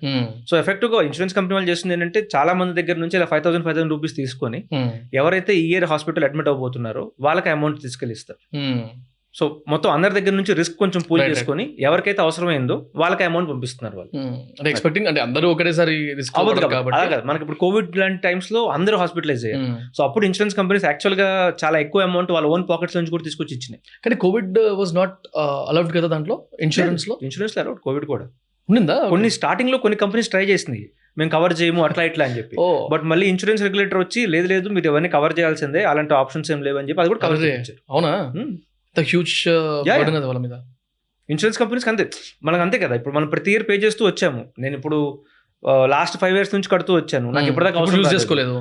నాకు ఎప్పుడైతే అవసరమైందో అప్పుడు తీసుకోవడం కోసం, అలాంటి వర్స్ట్ కేస్ సినారియో కోసం మనం ఇన్సూరెన్స్ తీసుకునేది మనం. రైట్. నా కేసులో 2 times యూజ్ చేసుకున్నా, బట్ చాలా రిలీఫ్ అనిపించింది. 2 సార్లు యూజ్ చేసుకున్నందుకు. అంటే ఆ పర్టికులర్ టైంలో టోటల్ వాల్యూ వచ్చేసి నేను కట్టిన దానికంటే ఒక 6 times మోర్ యూజ్ చేసుకుని ఉంటా నాకు తెలిసి. బట్ ఆ 6 times నేను కట్టాలంటే నా దగ్గర ఉండాలి డబ్బులు. అవును, సేమ్ ఇప్పుడు మా ఫాదర్ కూడా అంటే నేను మా ఫాదర్ కి 2017 నుంచి కడుతూ వస్తున్నా. సో ప్రతి ఇయర్ అప్రాక్సిమేట్లీ ఒక 30,000 రూపీస్ వస్తుంది. సో ప్రతిసారి ఆయనకి SMS వెళ్తుంది అనమాట, 30,000 కట్టారు. ప్రతిసారి నాకు ఫోన్ చేసి ఎందుకురా డబ్బులు వేస్ట్ చేస్తున్నావు అనేవాళ్ళు.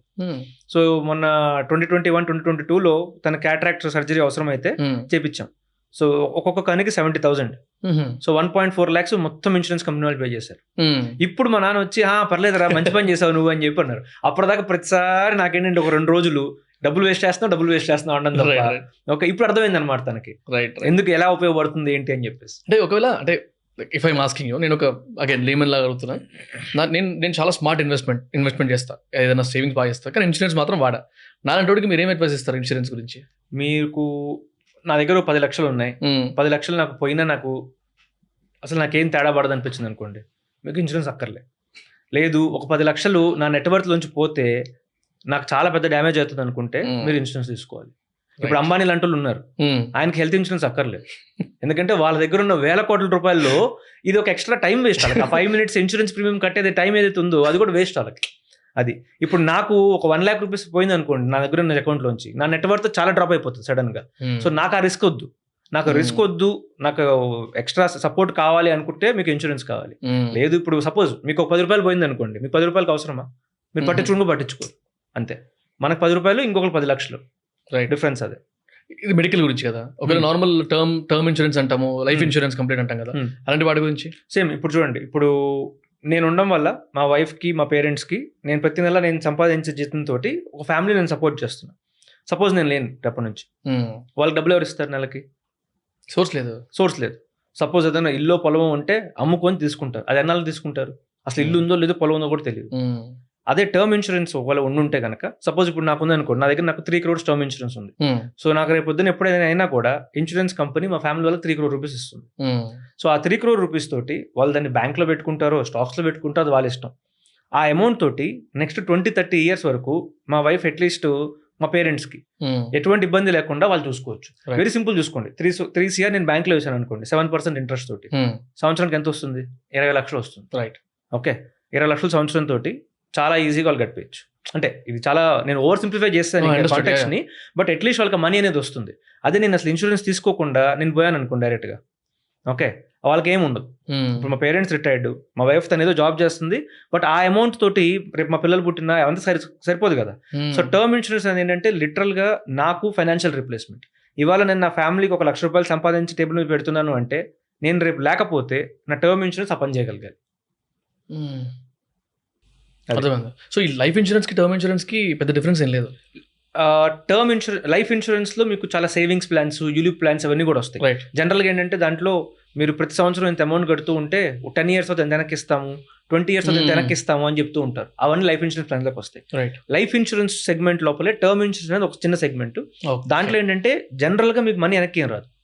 ప్రతి ఇయర్ ఇంత అమౌంట్ కడతారు, మీకు ఏదైనా అయితే కనుక వస్తుంది. సపోజ్ నా ప్లాన్ చెప్తాను, నేను తీసుకున్న 3 crores నేను 28 years ఏజ్ ఉన్నప్పుడు తీసుకున్నాను. సో నేను 28 years ఉన్నప్పుడు తీసుకున్నాను. ఓకే, సో దీంట్లో నేను ఇన్సూరెన్స్ కంపెనీకి చెప్పింది ఏంటంటే నాకు 70 years వచ్చే లోపల నాకు ఏదైనా అయితే కనుక మా ఫ్యామిలీకి 3 crores ఇవ్వు. ఓకే, దానికి నేను 30,000 రూపీస్ ప్రీమియం కడతాను ప్రతి ఇయర్. Okay, fixed. ఇది ఒకసారి నేను కట్టేసానంటే ఇంకా అక్కడ లాక్ అయిపోతుంది, ఎవరు చేంజ్ చేయలేదు. మనకి హెల్త్ ఇన్సూరెన్స్ అట్లా కాదు, దాన్ని మారుతూ ఉంటుంది. టర్మ్ ఇన్సూరెన్స్ ఏంటంటే ఒకసారి నేను ప్రీమియం కట్టానంటే ఫ్రీజ్ అయిపోయింది. Right, okay. సో ఇప్పుడు ప్రతి ఇయర్ నేను 30,000 రూపీస్ కడతాను వాళ్ళకి. నేను 70 years నాకు వచ్చే లోపల నాకు ఏదైనా అయింది అనుకోండి, నా ఫ్యామిలీకి 3 crores ఇచ్చేస్తారు. అదే నేను 72nd year చచ్చిపోయాను అనుకోండి, ఇన్సూరెన్స్ కంపెనీ ₹1 కూడా ఏమవ్వదు. ఓకే, ఇది మీకు ఇంత. ఇప్పుడు సపోజ్ మీరు దీని క్యాలిక్యులేషన్ చూడండి, 30,000 రూపీస్ నేను ఎన్ని ఇయర్స్ కడుతున్నాను? సుమారున ఒక 40 years కడుతున్నాను. రైట్, సో మొత్తం కలిపి ఎంత అమౌంట్ కడతాను నేను? 13 to 14 అంటే 1.2 crores, 12 lakhs. Sorry 12 lakhs. ఆబ్వియస్గా దీంట్లో మీరు ఇంట్రెస్ట్ రేట్స్ అవన్నీ మీరు యాడ్ చేసుకుంటే ఇంకొంచెం అమౌంట్ పెరుగుతుంది. బట్ నేను ఎఫెక్టివ్గా ఏంటి 12 లక్షల రూపాయలు పెట్టడంతో నాకు ఏదైనా అయితే 3 crore రూపీస్ మా ఫ్యామిలీకి వస్తుంది. సో దీన్ని నేను రిటర్న్ ఆఫ్ ఇన్వెస్ట్మెంట్ ప్రకారం చూడట్లేదు. నాకేంటంటే వర్స్ట్ కేస్ సినారియో, నేను రేపు పొద్దున్న యాక్సిడెంట్లో పోవచ్చు, ఎప్పుడైనా నాకు ఏదైనా అవ్వచ్చు. అలా ఏదైనా అయినప్పుడు ఇవాళ నా నెట్వర్త్ 3 కోట్లు ఉందా? లేదు. నా బ్యాంక్ బ్యాలెన్స్ 10 లక్షలు ఉంది. రైట్. సో నా ఫ్యామిలీకి ఇవాళ నేను వదిలేసి వెళ్తుంది ఎంత అమౌంట్? 10 లక్షలు మాత్రమే. అదే నేను లాస్ట్ 3 years నుంచి 30,000 చెప్పి కట్టుకుంటూ వచ్చాను. నేను కట్టిన 90,000 రూపీస్కి మా ఫ్యామిలీకి బెనిఫిట్ ఏంటంటే నాకు ఏదైనా అయితే కనుక 3 crore రూపీస్ వస్తుంది. ఆ 3 crore తోటి ప్రశాంతంగా మా వైఫ్ పిల్లలు వాళ్ళు నెక్స్ట్ అట్లీస్ట్ 10-20 years వాళ్ళు గడుపుకోవచ్చు. నేను ఎన్నో కేసెస్ చూశాను. చిన్నప్పుడు మా స్కూల్లో కూడా ఫ్రెండ్ వాళ్ళ ఫాదర్ ఒకరోజు మార్నింగ్ వస్తూ ఉన్నారు, విజయవాడ గుంటూరు హైవేలో ఒక లారీ వచ్చి కొట్టేసింది, అంతే. సేమ్ నేను 9th class ఉన్నప్పుడు జరిగింది. మా ఫాదరు అంటే ఆల్మోస్ట్ సేమ్ ఫైనాన్షియల్ సిచ్యువేషన్ మా ఇద్దరిది. ఓకే, మా ఫాదర్ ఉన్న మనీ తోటి నన్ను శ్రీ చైతన్య కాలేజీకి పంపించారు చదువుకోవడానికి. తనకేంటంటే వెనకాల ఏం లేదు. ఓకే, ఒక 1 acre 2 acres పొలం ఉంటే చేసుకునేవాళ్ళు. వాళ్ళ ఫాదర్ ఉంటే బేసిక్గా ఏదో సపోర్ట్ చేసేవాళ్ళు. తనకు సపోర్ట్ చేయడానికి లేకుండా, బికాజ్ ఎక్స్ట్రా ఇన్కమ్ ఏం లేదు. వాళ్ళ mother house wife. Most of the మన అందరి కేసెస్లో కూడా అట్లా. ఓకే, సో తన కేసెస్లో ఇంకేం లేక హీ వెంట్ టు, అంటే తను ఒక నార్మల్ లోకల్ కాలేజ్ చదువుకున్నాడు. అంటే ఆ డిఫరెన్స్ చాలా క్లియర్గా ఉంది. టాలెంట్ ఉంది, అంతా ఉంది, అయితే ఫ్యామిలీకి సపోర్ట్ చేయడానికి అక్కడ ఎవరు లేరు అక్కడ. రైట్. ఓకే, ఇప్పుడు నేను తీసుకున్న టర్మ్ ఇన్సూరెన్స్ ఎందుకు అంటే నేనున్నా లేకపోయినా ఫైనాన్షియల్గా నా ఫ్యామిలీకి ఇక్కడ ఇబ్బంది రాకూడదు. Make sense. అది దీని నుంచి రూపాయి వెనక్కి రాదు. నాకు ఇప్పుడు 70 years దాకా బతుకుంటే ఏం రాదు. ఆ 12 lakhs నేను పెట్టింది మొత్తం వేస్టే. బట్ నేను తీసుకుంటుంది ఎట్లాగో అంటే నాకు సేఫ్టీ కోసం. ఒకవేళ అయితే కనుక 3 కోట్లు రావడం అది మెయిన్ కదా. అది మెయిన్. ఇప్పుడు ఎట్లా అంటే మనం బండి మీద వెళ్తున్నప్పుడు హెల్మెట్ పెట్టుకోవడం వల్ల ఎవరికి మజా రాదు. చెమటలు పోస్తాయి, కనిపించదు సరిగ్గా, అంత తలనొప్పే. రైట్. బట్ ఏంటంటే బండి నుంచి కింద పడ్డప్పుడు తల ప్లస్ అలా అని చెప్పిన రోజు కూడా పడంగా ఎంతో మంది వెళ్తూ ఉంటాం. బట్ ఏ రోజు అయితే మీరు స్పీడింగ్ బండి నుంచి పడ్డారా, తలకేదైనా ఏంటంటే కనుక ఇన్స్టెంట్లో పోతారు. కాలు చేయగినా పర్లేదు, ఒక 3-4 months బెడ్ రెస్ట్ లో ఉంటే రికవర్ అవ్వచ్చు. సో ఒక ఇన్సూరెన్స్ అనేది ఏంటంటే మీకు ఒక హెల్మెట్ లాంటిది. ఇన్సూరెన్స్ గురించి బాగా హడావిడైన ఒక కాన్సెప్ట్ గురించి మాట్లాడదాం, ఒక కేస్ స్టడీ గురించి. అంటే మీకు ఐడియా ఉంటుంది కదా, శ్రీదేవి గారు యాక్ట్రెస్. సో శ్రీదేవి గారు యాక్ట్రెస్ తను చనిపోయినప్పుడు తన పేరు మీద ఉన్న ఇన్సూరెన్స్ క్లెయిమ్ కోసము తనని మర్డర్ చేశారు అనే ఒక కేసు బయటకు వచ్చింది. కైండ్ ఆఫ్ కాంట్రవర్సీ అనుకోండి, కాన్స్పిరసీ అనుకోండి. అది అవునా కాదా వేరే విషయం. బోని కపూర్ గారు ఇది తప్పు ఉందా లేకపోతే ఆయన ఏమైనా చేశారా ఏం మాట్లాడాను నేను. బట్ నా క్వశ్చన్ ఏమొచ్చిందంటే, అట్లాంటి ఒక పాయింట్ చూసినప్పుడు అంత high profile case, right, of course insurance claim ఉందని తెలుసు. అలాంటి ఒక క్లెయిమ్ ఉన్న టైంలో ఇన్సూరెన్స్ ఏజెన్సీస్ ఎలాంటి ఇన్వెస్టిగేషన్స్ చేస్తాయి? బికాస్ అంత ఈజీగా అయితే క్లెయిమ్స్ అయితే రిలీజ్ చేయరు. అదొక మర్డర్ అయ్యి ఉంటే మాత్రం, డెఫినెట్లీ ప్లాన్ మర్డర్ అయ్యి ఉంటే మాత్రం ఆ క్లెయిమ్ రాదు బయటికి. So there are certain things కాబట్టి how should we look at this kind of cases? So insurance companies ₹1 వాళ్ళ జేబులోంచి తీసే ముందు కొన్ని 100 ఇన్వెస్టిగేషన్స్ చేస్తాయి. రైట్. ఓకే, అంటే వాళ్ళ ఆబ్జెక్టివ్ మీ దగ్గర నుంచి మనీ ఇవ్వకూడదని కాదు, but any kind of frauds జరుగుతూనే ఉంటాయి కాబట్టి వాటిని ఎలా అవాయిడ్ చేయాలని చెప్పి. ఇండియన్స్ చాలా స్మార్ట్ కదా. ఇండియన్స్ కదా, ఎక్కడైనా కూడా మనకు అసలు అంటే ఎన్ని రకాల దొంగ డాక్యుమెంట్స్ అవ్వచ్చు, లేకపోతే రాంగ్ కేసెస్ అవ్వచ్చు, ఇవన్నీ కూడా పెట్టి చేస్తూనే ఉంటారు జనాలు. సో ఇన్సూరెన్స్ కంపెనీస్ ఎప్పుడు కూడా అన్ని చాలా ఇన్డెప్త్గా ఇన్వెస్టిగేట్ చేస్తూనే ఉంటాయి. వాళ్ళు కళ్ళు మూసుకొని ఎప్పుడు ₹1 ఇవ్వరు. ఎందుకంటే at the end of the day వాళ్ళు ఒక బిజినెస్లోనే ఉన్నారు. Plus at the same time insurance companies అలా గట్టిగా ఉంటేనే నిజమైన క్లెయిమ్స్ ఎవరికైతే రావాలో వాళ్ళకి రాగలుగుతారు. Very true. ఇలా ఫ్రాడ్ చేసే వాళ్ళందరూ మొత్తం డబ్బులు తీసుకెళ్ళిపోతే నిజమైన క్లెయిమ్ వాళ్ళకి డబ్బులు ఎప్పుడు దొరకడం కూడా దొరకదు. Very true. అలాంటి కేసెస్లో అయినా ఇప్పుడు ఏంటంటే వాళ్ళు మొత్తం అన్ని ఇన్వెస్టిగేట్ చేస్తారు. అంటే మనకి ఇప్పుడు డెత్ సర్టిఫికేట్లో ఏమొచ్చింది, కాజ్ ఆఫ్ డెత్ ఏమైనా వచ్చింది, లేకపోతే ఇనిషియల్ ఇన్వెస్టిగేషన్ రిపోర్ట్లో ఏమొచ్చింది, ఓకే, ఫుల్ ప్రతిదీ ఇన్వెస్టిగేట్ చేస్తారు. ప్లస్ మనకి వాళ్ళు కొన్ని టర్మ్ ఇన్సూరెన్స్ కేసెస్లో స్పెషల్గా ఏం చేస్తారంటే వాళ్ళు చుట్టుపక్కల మీ రిలేటివ్స్ తోటి, మీ ఫ్రెండ్స్ తోటి, వాళ్ళందరి దగ్గరికి కూడా వెళ్ళి ఇన్వెస్టిగేట్ చేస్తారు అనమాట. అంటే ఇన్వెస్టిగేట్ ఏం లేదు, జస్ట్ అసలు అడుగుతారు తనకి ఏమైనా ఆల్రెడీ ప్రాబ్లమ్స్ ఏమైనా ఉన్నాయా, ఓకే, లేకపోతే మెంటల్ హెల్త్ కన్సర్న్స్ ఏమైనా ఉన్నాయా, లేకపోతే ఎప్పుడైనా మెడికేషన్స్ వాడుతున్నారా, ఏం చేస్తున్నారు, ఇవన్నీ ఇన్ఫర్మేషన్ కలెక్ట్ చేసుకుంటారు. వాళ్ళకి ఎప్పుడైతే చాలా సాలిడ్గా మాకంతా ఫుల్ ప్రూఫ్గా కేసు దొరికింది, దీంట్లో మాకు ఎక్కడా కూడా ఏమీ అంటే మోసం చేస్తున్నట్టు కనిపించట్లేదు అని అనిపించినప్పుడు వాళ్ళు పాస్ చేసేస్తారు. Okay, got it. సేమ్ మీరు ఇప్పుడు హెల్త్ ఇన్సూరెన్స్ తీసుకున్నా కూడా మీరు ఇప్పుడు హాస్పిటల్ అడ్మిట్ అయి ఉంటారు. వాళ్ళు అప్పుడు కొన్ని కేసెస్లో ఇన్వెస్టిగేట్ చేద్దామని చెప్పి డౌట్ వస్తుంది వాళ్ళకి. సో ఇన్వెస్టిగేట్ చేయడం కోసం వాళ్ళ క్లెయిమ్స్ పర్సన్ని మీరు హాస్పిటల్ అడ్మిట్ అయి ఉన్నప్పుడే పంపిస్తారు. అసలు మీరు యాక్చువల్గా అడ్మిట్ అయి ఉన్నారా, లేకపోతే కొంతమంది ఏం చేస్తారంటే కొన్ని హాస్పిటల్స్ కూడా ఉన్నాయి, అసలు పేషెంట్ ఉండడు, పేషెంట్ పేరు రాసేస్తారు. ఓకే, నేను ఇన్ని ట్రీట్మెంట్స్ ఇచ్చాను, ఇన్ని ఎక్స్రేలు తీసేసాను, అన్ని డాక్యుమెంట్స్ రెడీ చేసేసి క్లెయిమ్ ఫైల్ చేసుకొని డబ్బులు తీసేసుకుని. నేను ఇలాంటిది ఇంకో కేసు చూసాను మా ఫ్యామిలీలోనే. హెల్త్ ఇన్సూరెన్స్ అందరిది గ్రూప్ ఇన్సూరెన్స్ ఉంటుంది, ఫ్యామిలీ ఇన్సూరెన్స్. అందులో మా ఫాదర్కి కొంచెం న్యూరాలజికల్ ఇష్యూ ఉండే. 2 times నేను ఇన్సూరెన్స్ క్లెయిమ్ చేశాను. ఒకసారి న్యూరాలజికల్ ఇష్యూ ఉండి ఇన్ఫెక్షన్ ఏదో అయితే తెలిసిన హాస్పిటల్లో ఉండే. సో అందులో అయిన ఖర్చు కంటే అది 8 lakhs అనుకుంటా అప్పుడున్న ఇన్సూరెన్స్. అందులో ఉన్న ఖర్చు కంటే ఆల్మోస్ట్ డబుల్ ది అమౌంట్ వాళ్ళు క్లెయిమ్ చేసుకున్నారు హాస్పిటల్లో. They took our consent, bill మీద సైన్ చేయించుకొని. అయిందేమో 4,20,000 తీసుకుందేమో 7.5 7.8 lakhs ఫుల్ కంప్లీట్ కవరేజ్ చేసేసుకున్నారు. తెలిసిన వాళ్ళు కదా, సో సర్వీస్ కొంచెమే ఇచ్చి ఎక్కువ ఇట్లా కూడా అవుతాయా అని చెప్పి అప్పుడు తెలిసింది నాకు. సో అంటే ఇన్ని రకాల ఫ్రాడ్స్ ఉంటాయి కూడా, న్యాచురల్ ఇన్వెస్టిగేషన్స్ డిఫరెంట్ ఉంటాయి. అండ్ ఇంకోటి నేను బాగా అంటే లైక్ షాక్ అయిన విషయం ఏంటంటే, when you actually go through few articles about insurances, కొంతమంది సెలబ్రిటీస్ వాళ్ళ బాడీ పార్ట్స్ మీద కూడా ఇన్సూరెన్స్ తీసుకుంటారని. Like example the legend Ronaldo, football player, ఆయన దగ్గరికి వచ్చేసరికి ఆయన లెగ్స్ మీద తీసుకున్నాడని, సానియా మిర్జా హ్యాండ్స్ మీద తీసుకున్నారని, there is an model Jennifer Lopez ఏమో బొటాక్స్ మీద తీసుకున్నారు. ఈవెన్ మన అమితాబ్ బచ్చన్ కూడా తన వాయిస్ మీద తీసుకున్నారు. ఎందుకంటే నిజమేనా ఇవన్నీ? నిజంగానే ఉంటాయి. మీకు ఈ సెలబ్రిటీస్కి ఏంటంటే at the end of the day వాళ్ళ రికగ్నిషన్ అని కానివ్వండి, ఏదైనా కూడా వాళ్ళ వాయిస్, వాళ్ళ స్కిల్ దాని మీదే. అంటే ఇప్పుడు రొనాల్డోకి తన లెగ్స్కి ఏమైనా అయితే తను ఇంకా ఫుట్బాల్ ఆడలేడు. రైట్. ఒకవేళ ఫుట్బాల్ ఆడట్లేదు అంటే హీస్ అంటే ఇంకా తనకి రెలవెంట్ కాదనమాట. సో అందుకోసము వాళ్ళకి అది చాలా ప్రిషియస్ కాబట్టి వాళ్ళు దాని మీద ఇన్సూరెన్స్ తీసుకుని ఉంటారు. Right right. అంటే నేనేమనుకుంటుంటే, వాళ్ళ దగ్గర అంత బ్రాండింగ్ ఉంటుంది కాబట్టి, మేబీ ఇప్పుడు ఎగ్జాంపుల్ ఐసిఐసిఐ లాంటిదో ఏదో ఒక ఇన్సూరెన్స్ వెండర్ ఉంటారు కదా, బ్రాండ్ ఉంటుంది కదా, వాళ్ళకి సెలబ్రిటీ స్టేటస్ అటాచ్ చేయడానికి వీళ్ళ దగ్గర నుంచి వీళ్ళు ఇన్సూరెన్స్ తీసుకున్న ఒక హడావిడి చేస్తారేమో నేను అనుకున్నా. అట్లా కదా, ఎందుకంటే వాళ్ళకి యాక్చువల్గా స్కిల్ సెట్ కాబట్టి దానికోసం చేస్తారు. ఇన్ఫాక్ట్ మనకి టీ టెస్టర్స్ ఉంటారు. మనకి ఇప్పుడు టీ ఎస్టేట్స్ లో మనం తాగే టీ కన్నా ముందు వచ్చేది వాళ్ళు అక్కడ టేస్ట్ చేస్తారు. Tea testers, ice cream testers కూడా ఉంటారు. వాళ్ళ టంగ్ ని ఇన్సూర్ చేసుకుంటారు. ఎందుకంటే వాళ్ళ టేస్ట్ బర్డ్స్ అనేవి అంటే అది అంత పవర్ఫుల్ అనమాట. మనం పెద్ద డిఫరెన్స్ చెప్పలేకపోవచ్చు. Of course that makes a lot of difference. వాళ్ళకి అక్కడ ఆ గ్రేడింగ్ చేసేటప్పుడు కానివ్వండి, ఆ ప్రైజింగ్ చేసేటప్పుడు కానీ వాళ్ళకి ఆ వాల్యూ చాలా ఎక్కువ ఉంటుంది. సో వాళ్ళ ఓన్ ఐడెంటిటీ మొత్తం ఏంటి అంటే వాళ్ళ టేస్టింగ్ స్కిల్స్ అనమాట. సో వాళ్ళు దానికి కూడా ఇన్సూరెన్స్ తీసుకుని ఉంటారు. సో మీరు లిటరల్ గా మీకు దేని మీద కావాలంటే దాని మీద ఇన్సూరెన్స్ తీసుకోవచ్చు. ఇప్పుడు ఈ కేసు తీసుకుందాం, మీరు అన్నట్టు టేస్టింగ్ స్టాఫ్ టీమ్ ఎవరైతే ఉంటారో టంగ్ మీద తీసుకున్నాను అనుకుందాం. సో జనరల్గా ఎట్లుంటుంది అంటే క్లెయిమింగ్ ఎట్లాంటి టైంలో చేయొచ్చు వాళ్ళు? ఇస్ ఇట్ ఫుల్లీ డ్యామేజ్ అని ఉంటుందా? ఎట్లుంటుంది జనరల్గా? ఫుల్లీ డ్యామేజ్ అంటే ఇప్పుడు వాళ్ళు మెయిన్గా చూసేది ఏంటంటే మీరు కావాలని డ్యామేజ్ చేసుకున్నారా లేదా. ఓకే, మీ అంతా మీరు కావాలని డ్యామేజ్ ఏం చేయలేదు, ఇంకా బై ఛాన్స్ క్వశ్చన్ ఏంటంటే టంగ్ ఒకదానికి ప్రాబ్లం ఎట్లా వస్తుందా నా క్వశ్చన్. అదే సపోజ్ ఇప్పుడు నాకు యాక్సిడెంట్ అయింది. ఓకే, ఇప్పుడు ఆ యాక్సిడెంట్ లో నా మొత్తం డెంటల్ మొత్తం ప్రాబ్లం వచ్చేసింది, లేకపోతే నా టంగ్ డ్యామేజ్ అయిపోయింది. సో దానివల్ల ఇంకా నేను రేపటి నుంచి పని చేయలేను కదా, నాకు ఓన్ పని టీ టేస్ట్ చేయడం. సో ఇప్పుడు నేను పని చేయలేను కాబట్టి నాకు అందుకని ఇన్సూరెన్స్ వస్తుంది అక్కడికి. ఓకే, ఒకవేళ అనదర్ కేసు, అదే యాక్సిడెంట్లో తను చనిపోయారు అనుకుందాం, బాడీలో టంగ్ కూడా ఒక పార్ట్ కాబట్టి దాని గురించి ఇన్సూరెన్స్ వస్తుందా? అంటే మీరు పాలసీ తీసుకున్న దాంట్లో మీ బాడీ మొత్తానికి ఇన్సూరెన్స్ తీసుకుని ఉంటే వస్తుంది. తీసుకోలేదు, ఓన్లీ టంగ్ మీద అలాంటప్పుడు రాదు. అంటే మీరు ఉంటే వచ్చేది. అదే ఇది ఎండ్ ఆఫ్ ద డే అంటే మనకి మీరు తీసుకునే పాలసీలో రాసుకునే టర్మ్స్ అండ్ కండిషన్స్ బట్టి ఉంటుంది. ఒళ్ళు జాగ్రత్త పెట్టుకుని తీసుకుంటారు అన్నట్టుంది.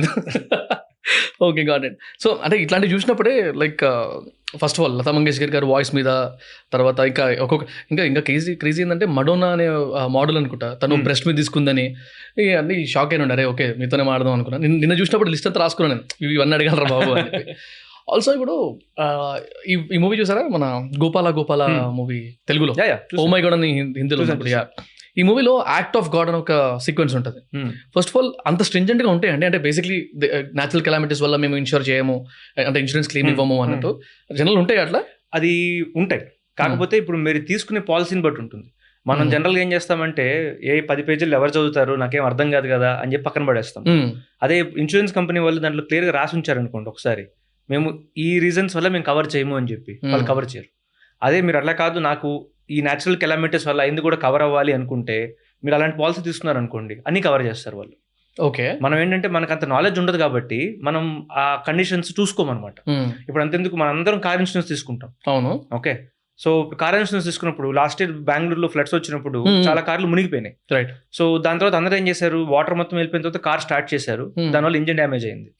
నాకు ఇన్సూరెన్స్ ఉంది కదా, నేను వెళ్ళి ఇన్సూరెన్స్ క్లెయిమ్ చేస్తానని వెళ్తే ఒక్కరికి కూడా రూపాయి ఇవ్వలేదు.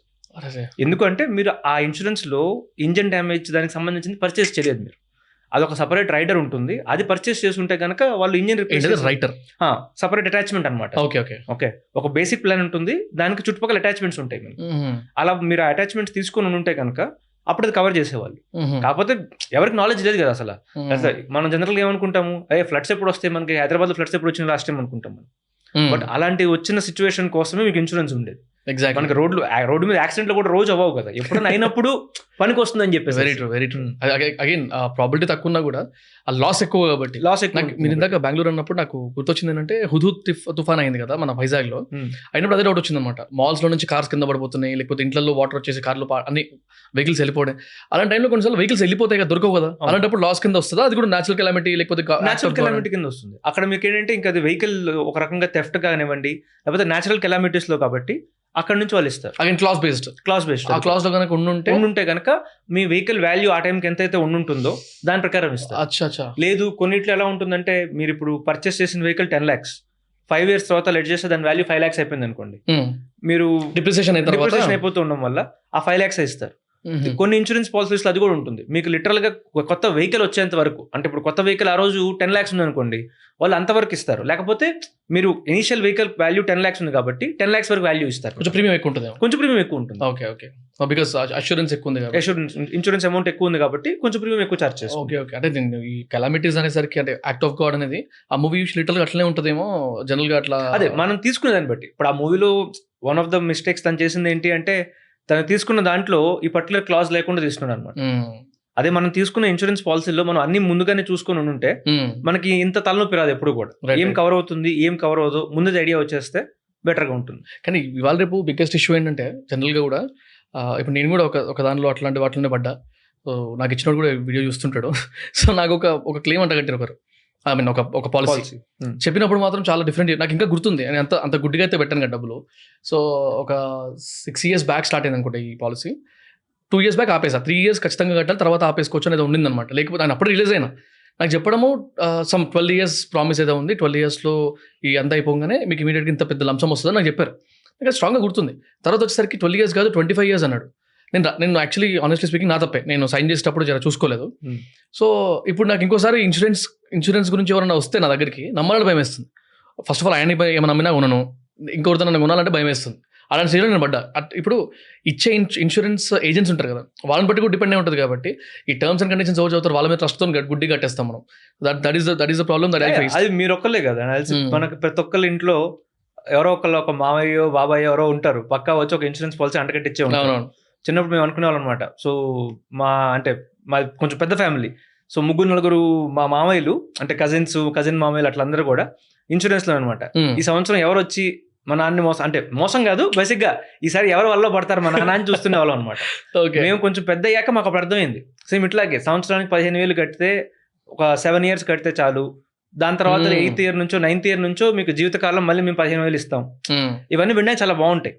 ఓకే, బట్ దాంట్లో యాక్చువల్ గా మీకు అసలు ఎంత రిటర్న్ వస్తుందని అడిగితే గనక ఎవరి దగ్గర ఆన్సర్ ఉండదు. బట్ రైట్ మీరు యాక్చువల్ క్యాలిక్యులేట్ చేసి చూసుకుంటే చాలా అలాంటి పాలసీలు మీకు ఎఫ్డీ కన్నా తక్కువ రిటర్న్ ఇస్తాయి. దాని బదులు మీరు సింపుల్ గా ఎఫ్డీలో డబ్బులు పెట్టేసుకుని ఉంటే మీకు కావాల్సిన రోజు డబ్బులు వెనక్కి తీసుకోవచ్చు. అదే కొన్ని ఇలాంటి పాలసీస్ ఏంటంటే, ఇలాంటి పాలసీస్ వేసే బదులు వాటిలో కూడా కొన్ని మంచి పాలసీస్ ఉంటాయి, బట్ అన్ని మంచి పాలసీస్ కాదు. మనం ఎలాంటి పాలసీస్ తీసుకుంటున్నాము, ఎలాంటి తీసుకోకూడదు, అది కొంచెం ఆలోచించుకొని తీసుకోవాలి. జనరల్ గా వీళ్ళకి ఏజెంట్స్, మీరు ఇందాక అన్నారు మీ మామ వాళ్ళు కజిన్స్ కూడా ఉన్నారని, మా ఫ్యామిలీలో కొంతమంది ఉన్నారు, మా పక్కన బిల్డింగ్ లో కూడా ఉన్నారు కొంతమంది. ఇప్పుడు ఈ ఇన్సూరెన్స్ ఏజెంట్స్ కి ఎర్నింగ్ స్కేల్ ఎలా ఉంటుంది అసలు? అంటే దేనికోసం అంత ఫాస్ట్ గా ఫోర్స్ సేల్స్ చేస్తారు? అది అందరూ ఫోర్స్ అని చెప్పి అన్నం కూడా కొంచెం తప్పే మనకి. రైట్, ఏంటంటే వాళ్ళకి అంత నాలెడ్జ్ లేదు బేసిక్. ఓకే, అసలు మనకి ఎంతమందికి ఫినాన్స్ అని నేర్పించారు? మీరు 15 years లో డే బై డే చేసే ఇన్వెస్ట్మెంట్స్ కి ఇవాళకి రిటర్న్ క్యాలిక్యులేట్ చేయమంటే ఓకే చాలా ఎక్కువ మంది చేయలేరు. అదే ఒక ఆన్ గ్రౌండ్ లో పనిచేస్తున్న ఒక ఏజెంట్ ని మీరు అన్ని కాంప్లికేటెడ్ క్వశ్చన్స్ అడిగితే వాళ్ళు చెప్పలేరు. సో ఒకటి ఇగ్నోరెన్స్, వాళ్ళకి నాలెడ్జ్ లేదు. Okay, second at the end of the day వాళ్ళకి ఇది ఒక ప్రొడక్ట్. మీరు ఒక ప్రొడక్ట్ సెల్ చేస్తున్నారు, నేను ఒక ప్రొడక్ట్ సెల్ చేస్తున్నాను, వాళ్ళ ఫ్యామిలీకి చేసుకోవాలి కాబట్టి అంటే వాళ్ళ మోటివ్స్ వేరే ఉంటాయి. True. Okay, so same any product లో మీకు ఒక పర్టికులర్ కమిషన్ ఉన్నట్టు అన్ని ఇన్సూరెన్స్ కమిషన్స్ అది ప్రొడక్ట్ చాలా డిఫర్ అవుతూ ఉంటాయి. ఓకే, మీకు ఇప్పుడు లైఫ్ ఇన్సూరెన్స్ పాలసీస్ లో 2%, 4% ఉంటాయి. హెల్త్ ఇన్సూరెన్స్ ప్రీమియం మీద. ఓకే, నేను ఇక్కడ చూసాను ఫస్ట్ ఇయర్ ప్రీమియం లో 20 to 40% ఉంటుంది. అదే పాలసీ టు పాలసీ రకరకాల చాలా మారుతూ ఉంటుంది. మీకు హెల్త్ ఇన్సూరెన్స్ పాలసీ ఉంది అనుకోండి, 15% ఉంటుంది ఆన్ ద ప్రీమియం. సో ఇవన్నీ కూడా IRDA చాలా స్ట్రిక్ట్ గా రెగ్యులేట్ చేస్తుంది. ఓకే, ఇన్సూరెన్స్ రెగ్యులేటరీ మనకి హైదరాబాద్ లో ఉంది రెగ్యులేటరీ. సో వాళ్ళు ప్రతి ఇన్సూరెన్స్ కంపెనీ బుక్స్ ని ఆడిట్ చేస్తారు ప్రతి ఇయర్. మీరు ఎంత ప్రీమియం కలెక్ట్ చేశారు, మీరు ఎంత పే చేశారు. ఓకే, అట్లాగే ఎవరైతే ఏజెంట్స్ కూడా ఉంటారో అందరూ ఒక IRDA ఎగ్జామ్ క్లియర్ చేయాలి. అలా నాకు నచ్చింది కదా రేపు పొద్దు నుంచి నేను ఇన్సూరెన్స్ స్టార్ట్ చేసి అమ్మేస్తానంటే కుదరదు. సో దానికి ఒక IRDA ఎగ్జామ్ ఉంటుంది. అంత పెద్ద డిఫికల్ట్ ఎగ్జామ్ ఏం కాదు, బట్ ప్రాపర్ సర్టిఫికేషన్ అన్ని అయిన తర్వాతే మీరు ఈ ఫీల్డ్లోకి దిగలుగుతారు. Okay right. అంటే ఇప్పుడు చిన్న క్లారిఫికేషన్ అంతే. ఇప్పుడు if I cleared the exam and నేను ఏజెంట్ అయ్యాను అనుకుందాం, సే ఫర్ సపోజ్ ఎల్ఐసికో లేకపోతే ఏదో ఒక హెచ్డిఎఫ్సి ఒక అట్లా అయిన తర్వాత నేను ఈ ఇయర్లో 2024లో నేను ఒక 100 ప్రీమియమ్స్ అమ్మాను అనుకోండి, 100 ఇన్సూరెన్సెస్ అమ్మాను అనుకోండి. అన్నిటి మీద 15,000 రూపాయలు ఏదో ఉంది ప్రీమియం, నాకు దాని మీద 1% 2% మీరు అన్నట్టు 5% 10% వచ్చింది. నెక్స్ట్ ఇయర్ కూడా నాకు సేమ్ పర్సెంటేజ్ వాటి మీద వస్తుందా? ఆల్రెడీ ఉన్న వాటి మీద వాళ్ళు కడితే అది కొన్ని పాలసీస్ లో ప్రతి ఇయర్ వస్తూ ఉంటుంది, కొన్ని పాలసీస్ లో తర్వాత ఇయర్స్ లో అమౌంట్ తగ్గుతూ వస్తుంది, మాకు వచ్చే ప్రీమియం తగ్గుతూ వస్తుంది. బట్ మీకు యూజువల్ గా చూసుకుంటే ఎంతో కొంత అమౌంట్ వస్తూ ఉంటుంది. సో అది రిటర్నింగ్ ఇన్కమ్ కాబట్టి. ప్లస్ ఇంకొకటి, ఒక ఇన్సూరెన్స్ కంపెనీస్ కూడా చూస్తాయి కదా, మీరు ప్రతి ఇయర్ కడితేనే కదా వాళ్ళకి కూడా ఆ రిస్క్ పూలింగ్ కానివ్వండి అవన్నీ చేయగలిగేది వాళ్ళు. సో అందుకోసం ఏంటంటే ఏజెంట్స్ ఆన్ గ్రౌండ్ వాళ్ళే కాబట్టి వెళ్ళి ప్రతి సంవత్సరం మీ దగ్గరకు వచ్చి కట్టించుకునేది వాళ్ళే కాబట్టి వాళ్ళకి ఎంతో కొంత అమౌంట్ ఇస్తాయి. ఇప్పుడు అడగడము ఎందుకు వాళ్ళు మళ్ళీ వీళ్ళు ఎందుకు అడుగుతున్నారు, ఆల్రెడీ అమ్మేశారు కదా నేను అనుకునేవాడిని. సో రిటర్నింగ్ ఇన్కమ్ కూడా ఉంటుంది, నెట్వర్క్ మెయింటైన్ చేస్తానేమో. Okay got it. అంటే ఇప్పుడు ఇంత చెప్తున్నాక కూడా నాకు ఏం అంటే లోపల తిరుగుతుందంటే, నేను చాలా పెద్ద మనసుతో నేను ₹1,00,00,000 వరకైనా పర్లేదురా నువ్వు ఎట్లుంటే అట్లనే ఉండని ఇచ్చినా కూడా నేను ఊరుకోను. ఒక 1-2 years తర్వాత నాకు ఎట్లా లోపల అవుతుంది, డబ్బులు ఏమైనా ఇంత పెట్టినామో ఏడిపోయినాయి అని చెప్పి. So how is Nitin accepting it? First thing. Next thing, targets లేకుండా బిజినెస్ పెరుగుతుందా లేదా? ఫస్ట్ ఆఫ్ ఆల్ ఇంకోటి, నేను మిమ్మల్ని గుర్తుంటే మీ వాల్యుయేషన్ గురించి అడిగినాను, because I was very keen to understand valuation ఎట్లా చేస్తారు దీనికని. You straight away neglected. అంటే అసలు నేను వాల్యుయేషన్ గురించి మేము మాట్లాడమండి అనేసరికి కూడా చూడండి ఆ స్టేజ్ నుంచి కూడా యూఆర్ యాక్చువల్లీ మెయింటైనింగ్ దట్. అంటే యూ కెన్ మెయింటైన్, కానీ హౌ కెన్ ఇన్వెస్టర్ మెయింటైన్ అనే క్వశ్చన్ నాకు. టార్గెట్స్ లేకుండా ఎట్లా ఊరుకుంటున్నారు ఇన్వెస్టర్? సో నితిన్ది ఒక ఫిలాసఫీ, అంటే అట్లీస్ట్ స్టార్టింగ్ తను మాకు ఒకటి చెప్పింది ఏంటంటే, తను ఎక్కడన్నా మనీ ఇన్వెస్ట్ చేస్తున్నాడు అంటే ఫస్ట్ తను రైట్ ఆఫ్ చేసేస్తాడు. అంటే నాకు ఈ అమౌంట్ రాదు అనుకున్నప్పుడు అంత కాన్ఫిడెంట్గా ఉంటేనే తను ఇన్వెస్ట్ చేస్తాడు, లేకపోతే తను ఇన్వెస్ట్ చేయరు ఎక్కడ పడితే అక్కడ. ఓకే. సెకండ్ ఇంకోటి ఏంటంటే, మీకు ఇప్పుడు మనం ఉన్న ఫినాన్స్ బిజినెస్లో, ఇది యాక్చువల్గా మన అందరం ఫినాన్స్లో ఉన్నాం అనుకుంటారు business, but we're actually in the business of trust. మీకు ఎప్పుడైతే మీరు ట్రస్ట్ బిల్డ్ చేసుకొని మీ ఎథిక్స్ కానివ్వండి, మీ ఫిలాసఫీ కరెక్ట్గా ఉండుంటే మీరు ఇవాళ స్లోగా గ్రో అవ్వచ్చు. ఓకే. కాకపోతే నెక్స్ట్ ఇయర్ ఆ ఇయర్ కాంపౌండ్ అవుతూనే ఉంటుంది. సేమ్ మీకు ఇప్పుడు చాలా మంది కంటెంట్ క్రియేటర్స్ కూడా ఏదో ట్రాక్షన్ వచ్చేస్తుంది కదా అని చెప్పేసి ఒక టాపిక్ పట్టుకొని వేసేసుకుంటారు. అంటే ఇప్పుడు మీ కోర్ ఫిలాసఫీ ఒకటి ఉంటుంది, దాన్ని స్టిక్ అయి ఉండుంటే స్లోగా వెళ్ళినా కూడా చాలా అంటే స్ట్రాంగ్గా గ్రో అవుతారు మీరు. ఓకే. సో మా ఫిలాసఫీ కూడా అంతే. అంటే ఇప్పుడు చాలా మంది ఎంటర్ప్రినర్స్ కానివ్వండి, ఎవరికైనా కూడా ఏంటిది నేను ఏదో పొడి చేయాలి, లేకపోతే నాకు ఏదో కొన్ని కోటీశ్వరుని అయిపోవాలి అలా స్టార్ట్ చేస్తారు. మేము అసలు స్టార్ట్ చేసింది వీటన్నిటి కోసం కాదు. మేము ఫస్ట్ స్టార్ట్ చేసింది ఏంటంటే మా ఓన్ ఇండిపెండెన్స్ ఉండడం కోసం. సెకండ్, మేము చేసింది ఏదంటే కూడా మాకు, అంటే నేను ఏది చేసినా కూడా నేను ఇవాళ మా ఎంప్లాయీస్ని ఎలా ట్రీట్ చేస్తాను, లేకపోతే నేను ఎవరిని ఎలా ట్రీట్ చేస్తానని నేను ఇప్పుడు చూసుకుంటా. నన్ను ఎవరైనా అలా చేస్తే నాకు నచ్చుద్దా నచ్చదా, నచ్చుద్ది అనిపించింది అనుకోండి నేను చేస్తాను, నచ్చదు అనిపించింది అనుకోండి నేను చేయను. రైట్. ఎనీథింగ్, నా ఎంప్లాయీస్ కానివ్వండి, కస్టమర్స్ కానివ్వండి. సో ఇది మా అందరికి ఫిలాసఫీ అట్లాగే అనమాట. సో మీరు అన్నప్పుడు టార్గెట్స్ లేకుండా ఎలా పనిచేస్తుందంటే, రేపు సపోజ్ అంటే బై గాడ్స్ గ్రేస్ కానివ్వండి, లేకపోతే మా టీమ్ స్ట్రెంత్ వల్ల కానివ్వండి, we're very successful today both as a business and we're one of the largest online distributors of insurance. Super. Okay. అంటే ఇండస్ట్రీలో ఉన్న ఫస్ట్ కంప్యూటర్ చాలా హెడ్ ఉన్నారు, 20 years లీడింగ్ టైం ఉంది కాబట్టి మేము 2 years స్టార్ట్ చేసిన దానికి వాళ్ళు ఉన్నదానికి మేము చాలా హెడ్ ఉన్నాం. ఓకే. రేపు ఒకవేళ ఇలా లేకపోయినా మేము ఈ వాల్యూస్ని మాత్రం పక్కకు పెట్టాం. ఒకవేళ బిజినెస్ గ్రో అవ్వకపోతే, అంటే మేము స్టార్ట్ చేసినప్పుడు ఒకవేళ sales target no spam policy work out అవ్వలేదు అనుకోండి, ఏం చేస్తారు అని మాకు ఇంటర్నల్ క్వశ్చన్ వచ్చేది. ముందు చేస్తే ఇలా చేయాలి, లేదు అంటే ఈ స్టార్ట్అప్ మూసేసుకొని ఇంకేదైనా పని చేసుకోవాలి, అంతే. అదైతే క్లియర్ మాకు. దీని నుంచి మాత్రం మేము పక్కకి వెళ్ళేది ఉండదు ఎప్పుడు కూడా. సో మేము ఆ ఫిలాసఫీతో స్టార్ట్ చేసాం. ఇంటెన్షన్ క్లియర్ గా ఆయన కూడా తెలుసు, ఈ ఇంటెన్షన్ ఆయన కూడా క్లియర్. ఇంకా వేరే ఇన్వెస్టర్ దగ్గర పోలే కదా, ఇంకా లేదు. మేము వెళ్ళాం, మేము డిటోకి స్టార్ట్ చేస్తున్నప్పుడు అందరు ఇన్వెస్టర్స్ దగ్గర పోస్ట్ దట్ రైజింగ్ తర్వాత అవసరం పడలేదు. సో కోవిడ్ అయిపోయిన తర్వాత ఇండస్ట్రీలో మనీ ఇస్ ఫ్లడింగ్ అనమాట. అసలు జనాలు ఒక సింపుల్ పిచ్ డెక్ తీసుకెళ్లి $10 million $20 million left right centre డబ్బులు తీసుకొచ్చేవారు. సో మేము కూడా చూసి చాలా అట్రాక్ట్ అయిపోయాం అనమాట. అరే ఇది ఉంటే పెట్టొచ్చు అన్ని వాల్యుయేషన్. ఇప్పుడు మేము వాల్యుయేషన్ పెట్టి చూడండి ఎందుకు అంటే, మీకు అసలు స్టార్ట్అప్ లో ₹1 సంపాదించింది లేదు, ఒక వాల్యూ యాడ్ చేసింది లేదు, ఆల్రెడీ $100 million వాల్యుయేషన్. ఇప్పుడు చాలా స్టార్ట్అప్స్ కి రియల్ వాల్యుయేషన్ ఉంది. ఓకే. ఇప్పుడు జొమాటో ఉంది, లేకపోతే పేటిఎం, అంటే వాటి వాల్యుయేషన్స్ ఉన్నాయి. ఓకే. వాళ్ళు బిల్డ్ చేశారు పెద్ద పెద్ద బిజినెస్. ఇప్పుడు ఫ్లిప్కార్ట్ ఉంది, ఎంత పెద్ద బిజినెస్ బిల్డ్ చేశారు వాళ్ళు, తర్వాత వాల్యుయేషన్ అడిగారు. సో వాల్యుయేషన్ చేసింగ్ అనేది ఒక వ్యానిటీ మెట్రిక్. ఇప్పుడు మీ దగ్గర ఒక స్థలం ఉంది, మీరంతా మీరు అనుకోండి ₹1 కోటి అని చెప్పి, ఏం చేసుకుంటారు, దానివల్ల ఉపయోగం లేదు కదా. రైట్ రైట్ సో మేము ఆ వాల్యుయేషన్ గేమ్ నుంచి మాకు అక్కర్లేదు, ఎందుకంటే ఒక ఇమాజినరీ నెంబర్ ఎంతవరకు, దానివల్ల ఉపయోగం ఎవరికి లేదు. Right right. సో మేము దాని నుంచి పక్క వచ్చేసాం ఫస్ట్. తర్వాత ఎప్పుడైతే మేము VCs దగ్గరికి వెళ్ళామో ప్రతి ఒక్కళ్ళు కూడా అదే అడిగాలన్నమాట. సరే మీరు ఎన్ని సేల్స్ చేస్తారు, ఓకే ఎంత చేస్తారు, ప్రతి ఒక్కరు క్వశ్చన్ ఏంటంటే ఇలా 1-on-1 అడ్వైస్ ఎప్పటికీ ఇస్తారు, మీరు రోబో అడ్వైజర్ ఎందుకు ట్రై చేయకూడదు. రోబో అడ్వైజర్ అంటే ఏం లేదు, మీతో పాటు ఆర్టిఫిషియల్ ఇంటెలిజెన్స్ ఇప్పుడు ఇన్సూరెన్స్ అనేది జొమాటోలో ఆర్డర్ డిలే అయినట్టు కాదు కదా, మీ క్లెయిమ్ ప్రాసెస్ అవ్వలేదు. సరే ఇప్పుడు మీరు జొమాటోలో ఆర్డర్ పెట్టినప్పుడు డిలే అయిపోతే వాడు ఆటోమేటిక్గా ఏజెంట్ కనెక్ట్ చేసే ముందు రోబోటే మాట్లాడుతుంది. అవునవును. ఓకే, అలా ఇన్సూరెన్స్ క్లెయిమ్ మీరు చేయలేరు కదా. ఒక పక్క జనాలు అక్కడ హాస్పిటల్లో ఉన్నారు, ఎమోషన్స్తో కూడుకున్న పని ఇదంతా కూడా. ఓకే, సో అక్కడ ఒక హ్యూమన్ టచ్ లేకపోతే మీరు బిల్డ్ చేయలేరు. రైట్. ఇప్పుడు జనరల్గా అందరికి వచ్చే ఐడియా ఏంటంటే దీన్ని ఎలా స్కేల్ చేస్తారు, ఇది స్కేలబుల్ కాదంటే మేము స్కేల్ ఎంత వరకు స్కేల్ చేస్తాం అంటే మా ఫిలాసఫీ. చేసేది కరెక్ట్గా చేయాలి అంతే కదా. ఇప్పుడు వేరే వాళ్ళు 10 times గ్రో అవుతున్నారు కదా, మనం కూడా 10 times గ్రో అవ్వాలి అన్నది కాదు. మనం చేసేది కరెక్ట్గా చేయగలుగుతున్నామా చేయట్లేదా అంతవరకే. గ్రేట్ గ్రేట్ భయ్యా, గ్రేట్, సూపర్ అసలు. సో ఇంకొక క్వశ్చన్ ఏముందంటే, ఈ డిట్టో అనే పేరు ఎట్లా వచ్చింది అంటే ఫిన్ షార్ట్స్ నుంచి దానిలో ఎందుకు చేయలేదు దాని నుంచే, బికాస్ ఆల్రెడీ మీకు అక్కడ ట్రస్ట్ అది ఉంది, మళ్ళీ కొత్త బ్రాండ్ పెట్టుకొని ఎందుకు లాగాల్సి వచ్చింది, దాని మీనింగ్ ఏంటి అసలు డిట్టో? అదే ఇప్పుడు ఫిన్ షార్ట్స్ న్యూస్ లెటర్ తోటి అటాచ్ అయిపోయి ఉంది. సో ఇప్పుడు నేను ఫిన్ షార్ట్స్ ఇన్సూరెన్స్ అనగానే మాకేమనిపిస్తుంది అంటే ఇది ఇన్సూరెన్స్ మీద న్యూస్ లెటర్ అనుకుంటారు జనాలు, యాక్చువల్గా ఇన్సూరెన్స్ ప్రొడక్ట్ కానీ ఇన్సూరెన్స్ అడ్వైజ్ అనుకోరు కదా.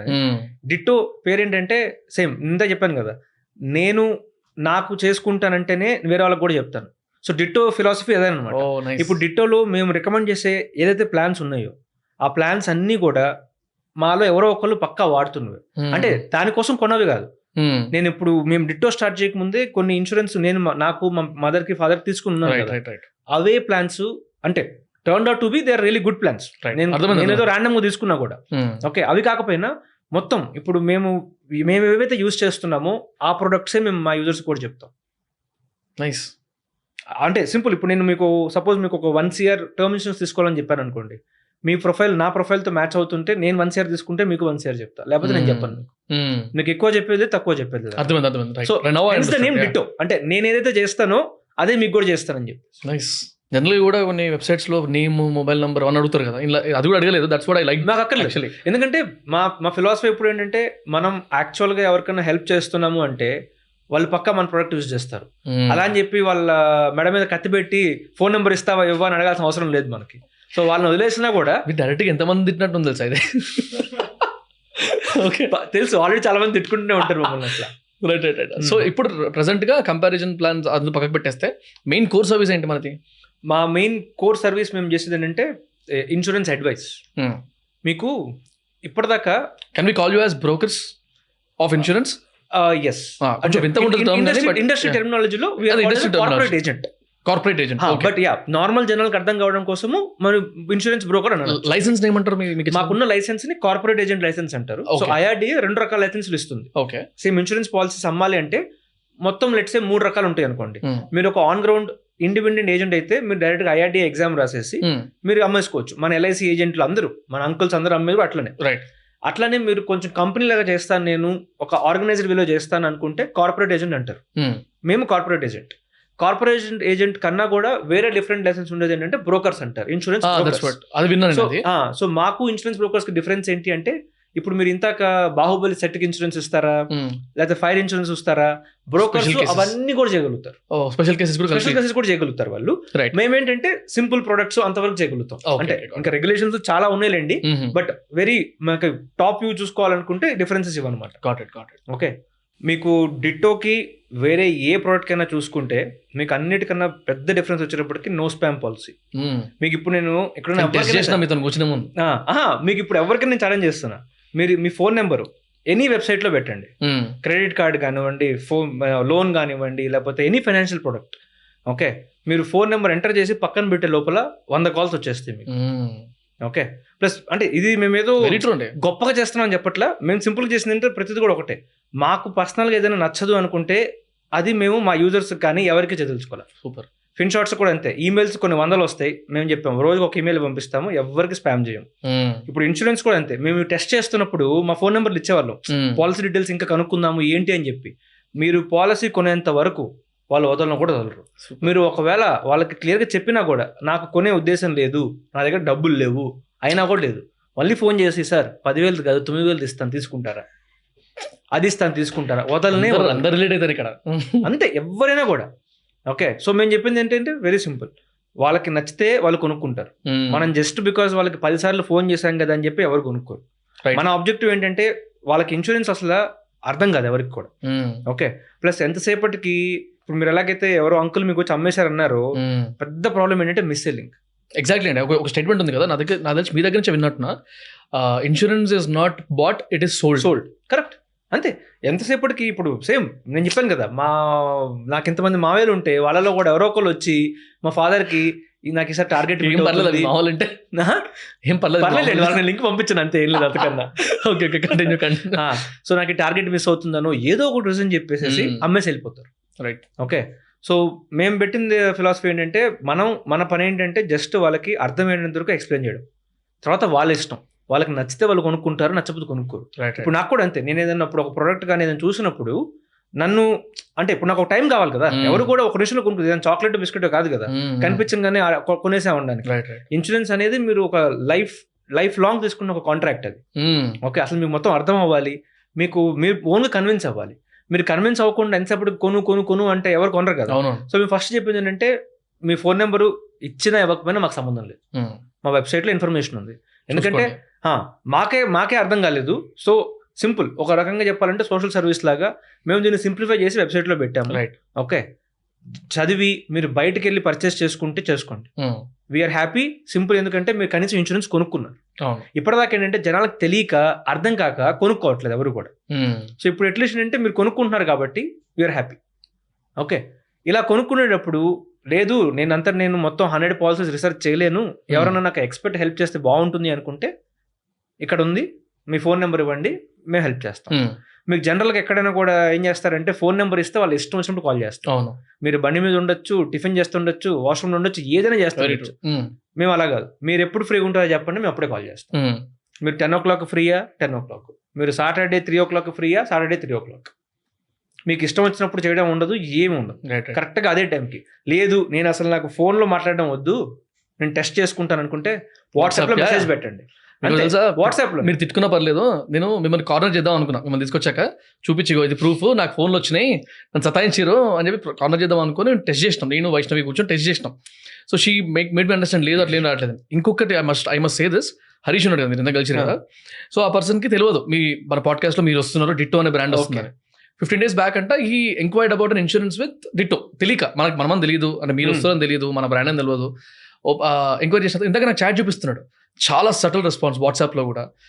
ఈవెన్ రెస్పాన్సెస్ కూడా, రిప్లై కూడా జస్ట్ థమ్ ఫింగర్తోనో అంటే ఇమోజీ ఇవ్వడం తప్ప మరీ స్పామ్లు చేసి బ్యాక్ టు బ్యాక్ మెసేజ్ పెట్టి did you see, did you watch, did you check, ఏం లేవు ఇవి. Simple, did you get a chance, okay. అంటే అంత సింప్లిఫైడ్ అప్రోచ్ ఎట్లా అయింది, అది ఇంకో క్వశ్చన్ ఇప్పుడు నాకు. ఇప్పుడు this is way I'm cornering you. టార్గెట్లు పెట్టకుండా నో స్పామ్ అయితే అవ్వదు, నో స్పామ్ అయితే పక్కా కాదు. ఇప్పుడు టార్గెట్స్ పెట్టుకుంటే ఎట్లా నడిపిస్తారు బిజినెస్ మీరు? మేము మా టీంలో ఎవరికి టార్గెట్స్ ఉండవు. ఒకటే టార్గెట్ ఏంటంటే మీకు ఇప్పుడు 11 o'clock ఒక యూజర్కి కాల్ చేయాలంటే కాల్ చేశారా లేదా, ఓకే, అది టార్గెట్. టైమ్లీ మేనేజ్మెంట్ అంతే, టైమ్లీ మేనేజ్మెంట్ అదో పెద్ద టార్గెట్. అదే లేదు, మేము చాలా స్ట్రిక్ట్ చేస్తాం. తర్వాత మీరు ఇప్పుడు నా దృష్టిలో టార్గెట్ అంటే ఏంటి, సేల్స్ చేయాలి. ఎందుకంటే చూడండి, మీకు ఇప్పుడు ఇండస్ట్రీలో మీకు అమ్మిన అంకుల్ కానివ్వండి, లేదా మా మావయ్య కానీ అందరూ అమ్మింది ఎందుకంటే వాళ్ళకి ఒక టార్గెట్ ఉంది మీట్ అవ్వడానికి. వాళ్ళకి ఈ క్వార్టర్ ఎండింగ్కో లేకపోతే ఇయర్ ఎండింగ్కో 5 lakhs చేయాలో 10 lakhs చేయాలని ఉంటుంది. మనం ఎప్పుడైతే వాళ్ళకి టార్గెట్ పెడతామో వాళ్ళు ఏదో ఒక రకంగా ఫిగర్ అవుట్ చేస్తారు, నేను మీకు ఎలా తప్పుడు పాలసీ అయినా ఎలాగ అమ్మేస్తానని చెప్పి. ఏం చెప్పకపోతే కొంటాడు, ఏం ఎక్స్ట్రా చెప్తే కొంటాడు, ఎక్స్ట్రా కమిట్ చేసేస్తారు. చాలా మంది ఏం చెప్తారు, సార్ మీరు ఈ పాలసీ తీసుకుంటే 100% అన్ని కవర్ అవుతాయి, కంట్రీలో మీకు ఒక్క ప్లాన్ కూడా ఉండదు, 100% అన్ని ఇమ్మీడియట్గా కవర్ అయ్యేవి రావు మీకు.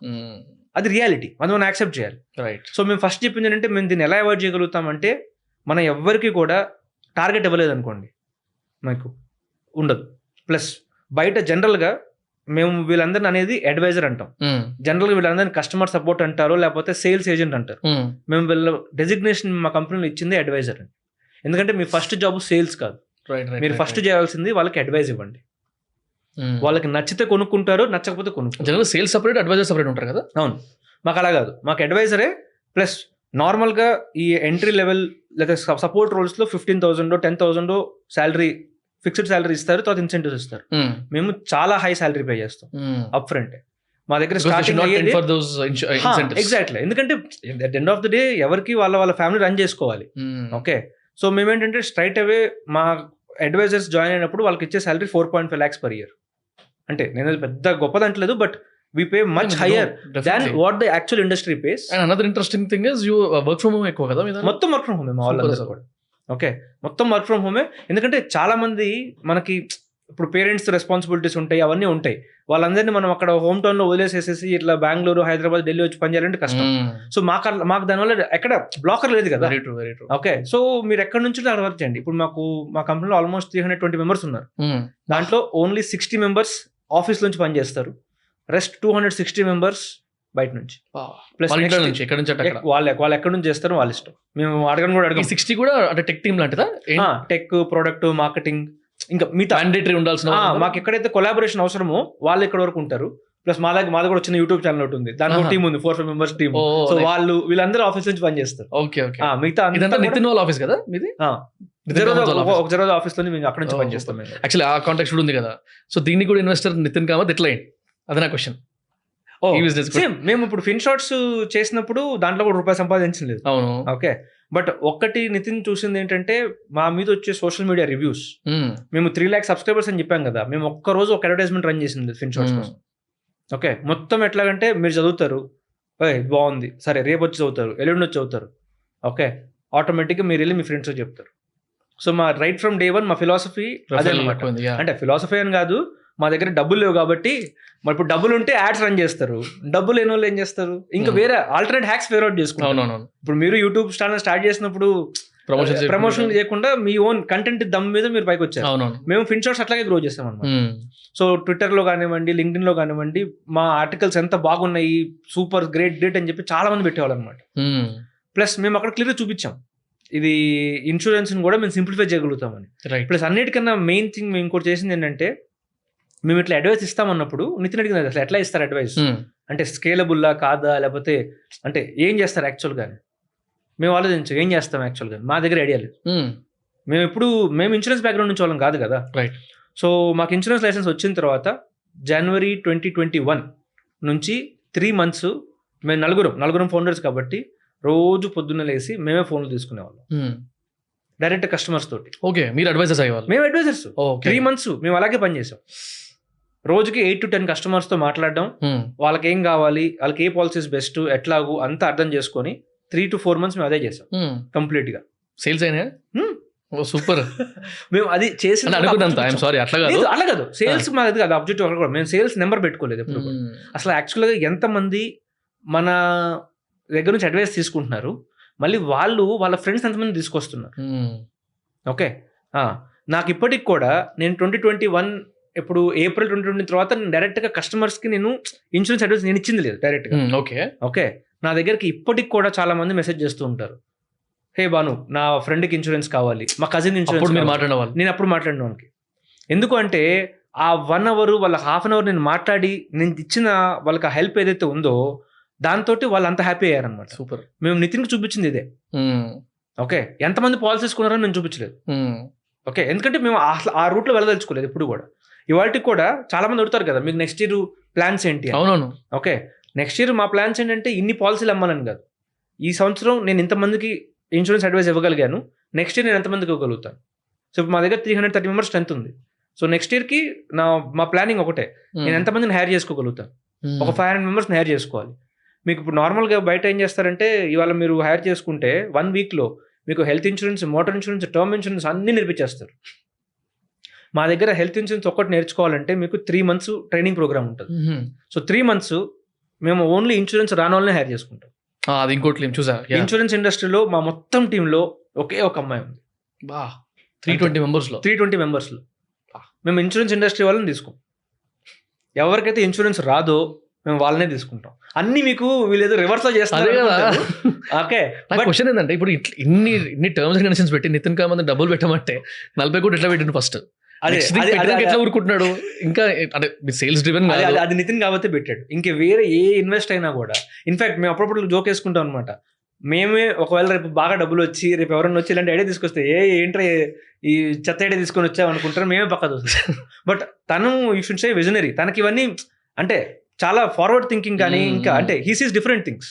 ఎందుకంటే జెరోదా వాళ్ళు కూడా మోస్ట్లీ గ్రో అయింది ఎట్లాగంటే కస్టమర్ లవ్ వల్లే. ఓకే, వాళ్ళు మార్కెటింగ్ టాప్ ఉన్నారు, ఇప్పుడు టాప్ ఉన్నారు. ఏం లేదు, ఒక ట్రేడర్స్ కి మనకి ఏదైతే ఉపయోగం ఉన్నది మనం బిల్డ్ చేసి ఇచ్చాము అంటే వాళ్ళే డైలీ యూజ్ చేసుకుంటారు, వాళ్ళు నలుగురు చెప్తారు. సో మేము ఇప్పుడు ప్రతి ఫిలాసఫీ మేము వర్క్ చేసేది కూడా ప్రతిదీ మేము అక్కడ నుంచి కాపీ చేసుకుంటాం ఒక రకంగా చెప్పాలంటే. సూపర్. నాకు తెలిసి దిస్ ఇస్ ద ప్లేస్, అంటే నా టీం వాళ్ళు కాకుండా ఎవరు చూస్తున్నా కూడా అక్కడ అప్రోచ్ అవ్వచ్చు. నాకు తెలిసి హైరింగ్ కి మామూలు చేస్తే కష్టమవుతుంది. లేదు మీ వాళ్ళని తీసుకోవాలండి. సో మేము 3 months ట్రైనింగ్ ఇస్తాం. అసలు ఇన్సూరెన్స్ లో ఒక్క ముక్క రాకపోయినా వస్తే మేము తీసుకోం. ఇన్ఫాక్ట్ మాది రివర్స్ హైరింగ్ స్ట్రాటజీ అనమాట. క్రేజీ అసలు. మళ్ళీ సేల్స్ లో కూడా తీసుకోం, ఎందుకంటే మాకు ఇక్కడికి వచ్చిన తర్వాత we don't want people to cell, we want them to advice. Right. Okay, so మీకు ఆల్రెడీ సేల్స్ బ్యాక్గ్రౌండ్ లో ఉంటే తప్పు కాదు. మనకేంటంటే ఇప్పుడు ఒక స్టైల్ అలవాటు అయిపోయిన తర్వాత వేరే స్టైల్ కష్టం. అవును. సో మేము ఏమీ లేని క్లీన్ స్లేట్స్ తీసుకుంటాము. సూపర్ అసలు. వాళ్ళకి 3 months ట్రైనింగ్ ఇచ్చి అప్పుడు అక్కడ పెడతాం. నైస్. సో మేజర్ ఆస్పెక్ట్స్ ఏం చూస్తారు మరి హైరింగ్ అప్పుడు? మీ కమ్యూనికేషన్ స్కిల్స్ ఎలా ఉన్నాయి, మీరు ఎంత ఎంపతిగా ఉన్నారు, అంటే మీకు బై డిఫాల్ట్ వేరే వాళ్ళకి నేను నేను వేరే వాళ్ళకి హెల్ప్ చేసే ఆ గుణం ఎక్కువ ఉందా, లేకపోతే నేను 10 రూపాయలు ఎక్కువ సంపాదించాలని ఉందా. ఓకే, మెయిన్ కమ్యూనికేషన్ స్కిల్స్ ఉంటే చాలు. ఓకే, మేము మళ్ళీ అన్ని లాంగ్వేజెస్ లో కూడా హెల్ప్ చేస్తాం మా వాళ్ళకి. మా దగ్గర ఉన్న టీంలో ఇప్పుడు ఆల్మోస్ట్ ఒక 12 languages మాట్లాడగలుగుతారు మా టీం వాళ్ళు. ఇన్ఫాక్ట్ తెలుగులో మాట్లాడే అడ్వైజెస్ చాలా తక్కువ మా దగ్గర. ఛాన్స్ గట్టి ఉందబ్బా. మళ్ళీ చెప్తాను, మా టీం కాకుండా అందరూ పోండి. ఎక్కడ నుంచి పని చేయండి, మీరు గుంటూరు నుంచి పని చేస్తారా, ఖమ్మం నుంచి పని చేస్తారా, మీ ఇష్టం. మేము ఎక్కడ అడిగేది ఏమి ఉండదు ఎవరిని కూడా. నైస్. ఆల్సో బ్రో, ఇప్పుడు జనరల్గా ప్రతి పాడ్కాస్ట్ లో లాస్ట్ లో కొన్ని అడ్వైజెస్ తీసుకుంటా. You can take this. ప్రతి పాడ్కాస్ట్ లో కొన్ని అడ్వైజెస్ తీసుకుంటా. లైక్ నాకు ఏమైనా అడ్వైస్ ఇవ్వండి లేకపోతే ఇట్లానే. సో అలాంటివి ఒక 3-4 డిఫరెంట్ అడ్వైజెస్ తీసుకుంటా ఇప్పుడు మీ దగ్గర నుంచి. సో ఇప్పుడు ఈ పాడ్కాస్ట్ చూస్తున్న వాళ్ళలో anyone who wants to purchase an insurance, అది డిట్టో నుంచి సైడ్ నుంచే కానివ్వండి, పర్సనల్గా డైరెక్ట్గా బ్రాండ్ దగ్గరికి వెళ్ళనివ్వండి, ఆల్రెడీ ఎవరైనా ఏజెంట్తో మాట్లాడుతున్నా కానివ్వండి, what should they actually observe, ఏం నేర్చుకోవాలి? అది 5 points 2 points 10 points minimum requirements ఇవి అని చెప్పండి ఏమన్నా. యా, సో మీకు ఫస్ట్ ఇంకోటి ఏంటంటే ఇన్సూరెన్స్ ఎక్కడ తీసుకున్నా ఒకటే ప్రైస్ ఉంటుంది. ఓకే, జనరల్గా మీరు ఏదైనా ఫ్లిప్కార్ట్లో తీసుకున్నా, జొమాటోలో తీసుకున్నా కొన్ని డిస్కౌంట్లు ఆ ప్రోడక్ట్ ఎక్కడ వేరే దగ్గర తీసుకున్నా డిస్కౌంట్స్ వస్తాయి. సో IRDA ఇన్సూరెన్స్ రెగ్యులేటర్ ఏం చెప్తారంటే మీరు ప్రొడక్ట్ అమ్మడం కోసం డిస్కౌంట్ ఇవ్వకూడదు. ఓకే, ఎందుకంటే ఇలా ఫోర్స్ సెల్లింగ్ అయిపోతుంది, లేకపోతే జనాలు మనం ఏదో డిస్కౌంట్ వచ్చేస్తుంది కదా కొనేసుకుంటాం కదా, అలా కొనకుండా ఇన్సూరెన్స్ అనేది అలా కొనకూడదు అని చెప్పేసి డిస్కౌంట్ ఇవ్వడం ఇల్లీగల్ అసలు ఫస్ట్. ఓకే, సో ప్రీమియం మీద డిస్కౌంట్ ఇవ్వడం, ఒకవేళ డిస్కౌంట్ ఇస్తున్నా అందరి దగ్గర వస్తుంది. మీరు 10 రూపాయలు తక్కువ అమ్ముతారు, నేను 10 రూపాయలకి ఎక్కువ అమ్ముతాను అని ఎక్కడ ఉండదు. అందరూ ఒకటేలాగా అమ్మాల్సిందే. ఏజెంట్స్ ఫస్ట్ ప్రీమియం ఎంత కట్టాల్సిన అవసరం లేదు, మీరు ఎంత కట్టండి అని చెప్పి జోబుల నుంచి పెట్టుకుంటారు కదా. అంతేనా? ఎప్పుడైనా దొరికారంటే IRDA వాళ్ళు లైసెన్స్ క్యాన్సిల్ చేస్తారు. అవునా? ఓకే, అది ఇల్లీగల్ బేసిక్ గా. నేను అట్లా అయింది నాకు కూడా. ఫస్ట్ ప్రీమియం తక్కువ ఇప్పుడు గుర్తొస్తుంది మీరు. అవును, చాలా అవుతుంటది. Right, please continue. సో ఎక్కడి నుంచి తీసుకున్నా మీకు ఒకటే ఫీచర్స్ సేమే ఉంటాయి. ఎందుకంటే IRDA మళ్ళీ అదే చెప్తుంది, కస్టమర్స్ ఎక్కడి నుంచి వచ్చినా కూడా ఇన్సూరెన్స్ కంపెనీస్ ను వాటిని డిఫరెన్షియేట్ చేయడానికి లేదు. రైట్. ఓకే, ఏ సోర్స్ నుంచి వచ్చినా, వచ్చినా అంతే. ఎక్స్ట్రా అడ్వాంటేజ్ ఎక్కడ వస్తుంది అంటే అప్పుడు ఏజెంట్స్ కి మీకు హెల్ప్ చేయాలన్న ఉద్దేశం ఉందా లేదా, ఉంది అనుకుంటే వాళ్ళకి ఎక్స్ట్రా నాలెడ్జ్ ఉంటుంది. కాబట్టి రేపు మేము ఎప్పుడైనా క్లెయిమ్ కోసం వచ్చినప్పుడు మీకు ఇంత 2 కేసెస్ చెప్పాను కదా, అప్పుడు PG అని వచ్చిన కేసులో మేము డైరెక్ట్ గా వాళ్ళతో మాట్లాడి కేసు మొత్తం అర్థం చేసుకున్నాం. ఎందుకంటే మేము యాక్చువల్గా క్లెయిమ్ పాస్ చేయాలనుకున్నాం కాబట్టి. ఓకే, అది ప్రిస్క్రిప్షన్ గ్లాసెస్ గ్లూకోమా కాదని చెప్పి మనం ఫైట్ చేయగలిగాం అక్కడ. రైట్. ఓకే, ఒకటి ఎక్స్ట్రా మీకు అది హెల్ప్ ఉంటుంది. సరే, ఇవన్నీ కాకపోయినా మీరు సింపుల్ గా పర్చేస్ చేసేటప్పుడు కొన్ని విషయాలు గుర్తుపెట్టుకోవాల్సింది ఏంటంటే, ఫస్ట్ అన్నిటికన్నా చూసుకోవాల్సింది క్యాష్లెస్ హాస్పిటల్స్. సో ఇప్పుడు ఇన్సూరెన్స్ ఎలా పనిచేస్తుందంటే, ఆల్రెడీ ఇన్సూరెన్స్ కంపెనీ వాళ్ళు కొన్ని హాస్పిటల్స్ టైఅప్ పెట్టుకుని ఉంటారు. ఓకే, సపోజ్ ఇప్పుడు మీకు అపోలో తీసుకోండి, అపోలోకి ఇన్సూరెన్స్ కంపెనీ వాళ్ళకి టైఅప్ ఉంది. మీరు అక్కడికి వెళ్ళి మీ డాక్యుమెంట్స్ అన్ని వాళ్ళకి ఇచ్చేస్తే అన్ని చెక్ చేసుకున్న తర్వాత వాళ్ళకి అంతా ఓకే అనిపించింది అనుకోండి, మీరు జేబులోంచి రూపాయి కట్టకుండా డైరెక్ట్ గా ఇన్సూరెన్స్ కంపెనీ వాళ్ళే అపోలోకి డబ్బులు పంపించేసుకుంటారు. రైట్, అర్థమైంది. Second case reimbursement case. Second case reimbursement. Right. So ఇప్పుడు క్యాష్లెస్ ప్రాసెస్ లో ఏమవుతుందంటే, మీరు వెళ్ళి అడ్మిట్ అయినప్పుడు మీ డాక్యుమెంట్స్ అన్ని ఇచ్చేసి ఒకసారి ఎప్పుడో అయింది అనుకోండి, మీరు 5 days ఉంటారా 10 days ఉంటారా, డాక్టర్ చెప్పినంత వరకు మొత్తం ట్రీట్మెంట్ అయ్యేంత వరకు వాళ్ళు చూసుకుంటారు. మీరు డిశ్చార్జ్ అయ్యేటప్పుడు మీ దగ్గర డాక్యుమెంట్స్ అన్ని తీసుకొచ్చి సైన్ చేయించుకుంటారు. మీరు యాక్చువల్గా మీకు ఇవన్నీ నేను సర్వీసెస్ చేశాము, మీ దగ్గర 4 ఎక్స్రేస్ తీసాము, 3 మెడికల్ టెస్టులు చేశాము, అన్ని టెస్టులు తీసుకొని సైన్ తీసుకుంటారు, మీరు ఇంటికి వచ్చేయచ్చు.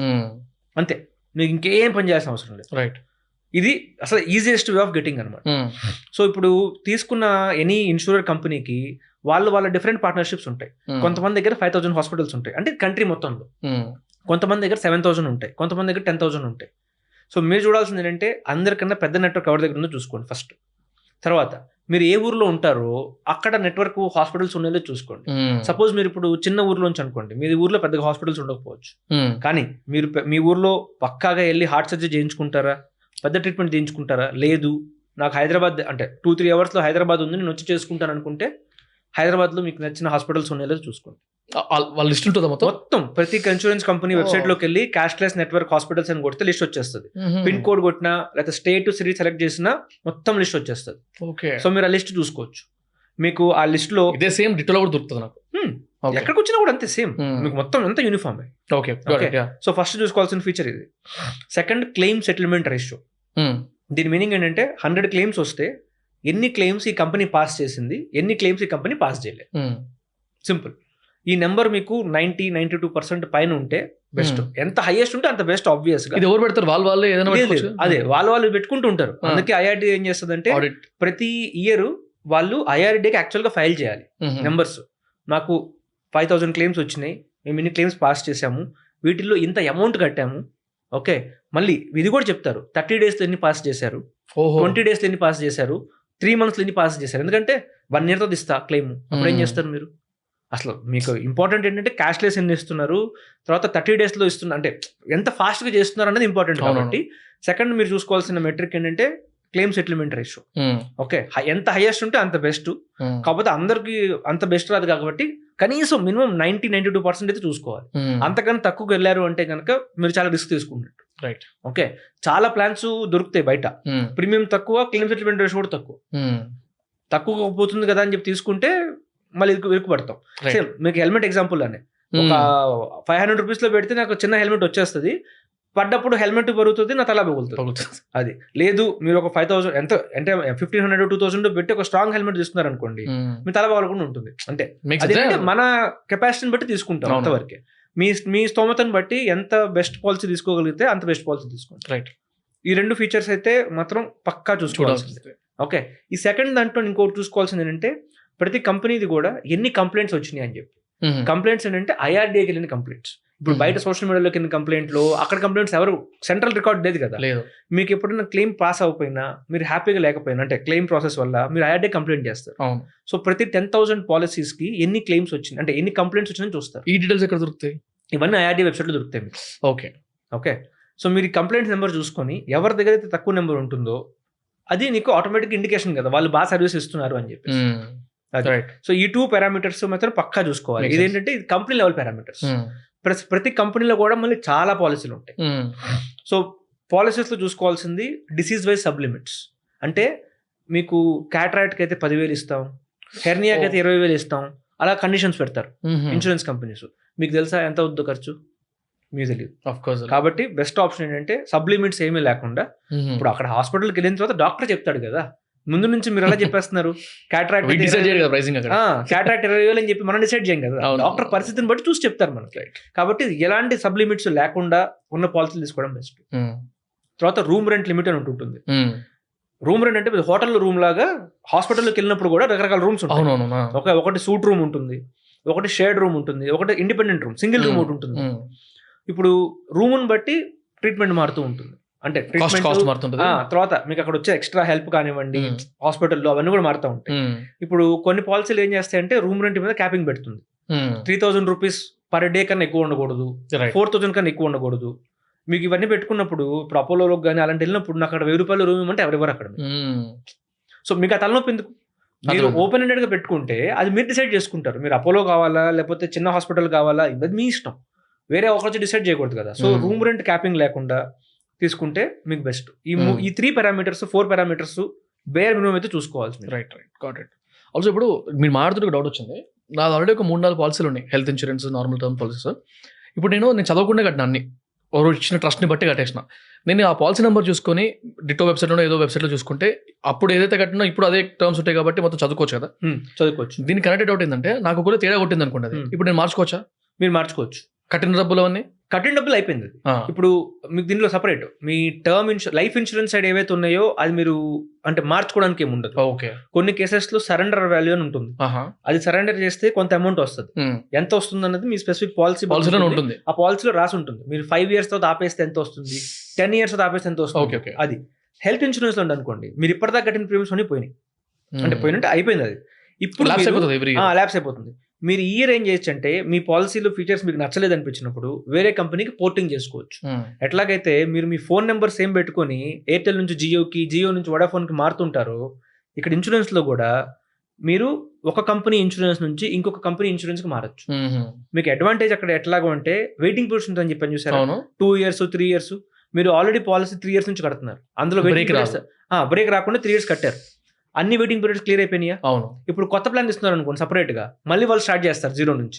అదే పోర్టింగ్ చేసుకుంటే వాళ్ళు ఆ 3 years మొత్తం తీసేస్తారు. సూపర్, ఆల్రెడీ అయిపోయింది కదా అని చెప్పేసి. Okay okay, got it. Without any limitations. Without any limit అంటే ఆ పాలసీ కూడా మీరు చేస్తారా డీటెయిల్? అంటే ఎక్కడి నుంచి చేసుకోవచ్చు.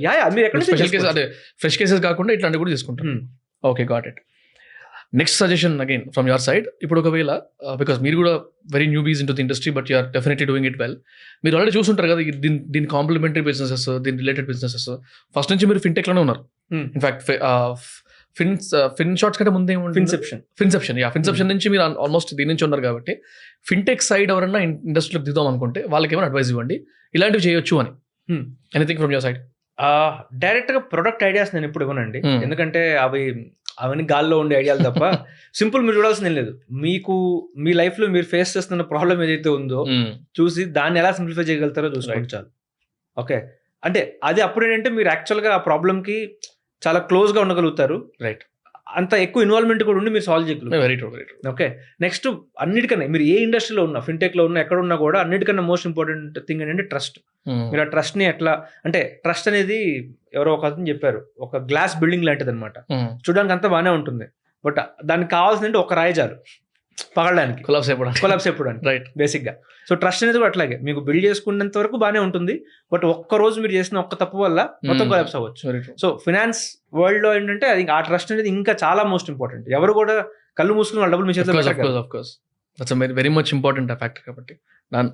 And last advice is any advice to me or in general advice. ఇప్పుడు నేను కమ్యూనిటీ విషయంలో కానీ కాంటెంట్ విషయంలో కానీ you been talking about content creators because in fact మీరు ఫేస్ లెస్ కాంటెంట్ క్రియేషన్ చేశారు ఇంతకుముందు, నేను ఫేస్ త్రూగా చేస్తున్నా. So any advice to me, general advice? అదేనండి, అంటే మీ కోర్ ఫిలాసఫీ ఏదైతే ఉంటుందో దానికి స్టిక్ అయి ఉంటే అప్పుడే వర్కౌట్ అవుతుంది. మనం ట్రెండింగ్ గా ఉంది కదా అని చెప్పేసి అటు ఇటు వెళ్ళాం అనుకోండి, అంటే మన ఓన్ ఐడెంటిటీ పోతుంది కదా అక్కడ. Right right. సేమ్ ఇప్పుడు ఫిన్ షార్ట్స్ తో మేము ట్రెండింగ్ ఉన్నా కూడా అవతలకి ఎక్కాలి తెలియాల్సిందే అన్నప్పుడే change our values and all. Correct. మేము ఇప్పుడు ఫిన్ షార్ట్స్ చేసినప్పుడు కూడా చాలా స్లో గ్రోత్ వచ్చేది. అప్పుడు చాలా న్యూస్ లెటర్స్ అన్ని కూడా వచ్చేవి అనమాట. మనం ఓన్లీ ఫినాన్స్ మాది కోర్ అని చెప్పి మేము అక్కడే ఉన్నాం. చాలా మంది ఇప్పుడు ఐపీఎల్ మీద న్యూస్ రాస్తే అసలు హాట్ కేక్స్ లాగా పోతుంది ఐపీఎల్ సీజన్ లో. బట్ ఐపీఎల్ కి ఫినాన్స్ కి పెద్దగా సంబంధం లేదు కదా. సో మీ ఫిలాసఫీ ఏదైతే ఉంటుందో మీరు దానికి స్టిక్ అయి ఉండాలి ఎప్పుడు కూడా. చూస్తారు ఐపీఎల్? దేని ఫ్యాన్? ఏ team fan? Mostly RCB, Kohli వల్ల. Mostly RCB. డిప్లొమాటిక్ చేస్తారా? నిన్న మా సినిమాటోగ్రాఫర్ మదన్ గారు ఫుల్ ఏడ్చిండు మ్యాచ్ అడిపోయిందని. అయినా బ్రో ఎంత హర్ట్ చేస్తుంది నాకు తెలిసి. చిన్నప్పటి నుంచి ఫ్యాన్స్ అంటున్నాడు. నేను 2000 ఫస్ట్ ఐపీఎల్ సెకండ్ ఐపీఎల్ నుంచి అనుకుంటా నేను యాక్చువల్ స్టార్ట్ చేసింది. అప్పటి నుంచి ఇంకా కోహ్లీ అంటే సచిన్ ఆల్రెడీ మనకి ఆల్రెడీ ఒక పెడస్టల్ లో ఉన్నప్పుడు స్టార్ట్ చేసాం మన చిన్నప్పుడు. బట్ కోహ్లీ ఏంటంటే మనతో పాటు అంటే కింద నుంచి చూసుకుంటూ వచ్చాం కదా. సో మోర్ అటాచ్ కోహ్లీ అనమాట. ఈసారి కప్ నమ్మదే. నిన్న పెర్ఫార్మెన్స్ చూస్తే అయ్యో ఏం కాదండి. We're always hopeful. All the best. So last point, what is your inspiration? అంటే might be a book, person, situation, whatever it is. మీ ఇన్స్పిరేషన్ ఏంటి?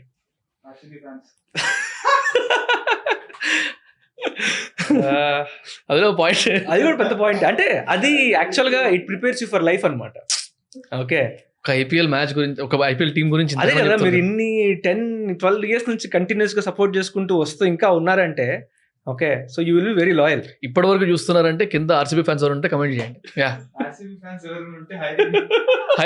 హైర్ చేస్తున్నాం. చాలా లాయల్ ఉంటారు కదా మీరు, మేము we're hiring you. Yeah, so I'm sorry, jokes apart. నాకంటే స్పెసిఫిక్ ఇన్స్పిరేషన్ అనేది ఏం లేదు. అంటే at least be true to yourself అంతవరకు. అంటే చేసినంత వరకు అన్ని Be true to అందరి వల్ల కాకపోవచ్చు, బట్ అట్లీస్ట్ మీరు చేస్తున్నారు అంటే ఫుల్ ఎఫర్ట్ పెట్టి చేయండి, లేకపోతే చేయకండి అంతే. That's what you believe in. Ya, అంతే. Super. I think one of the craziest podcast ఎప్పటి వరకు సో ఫార్.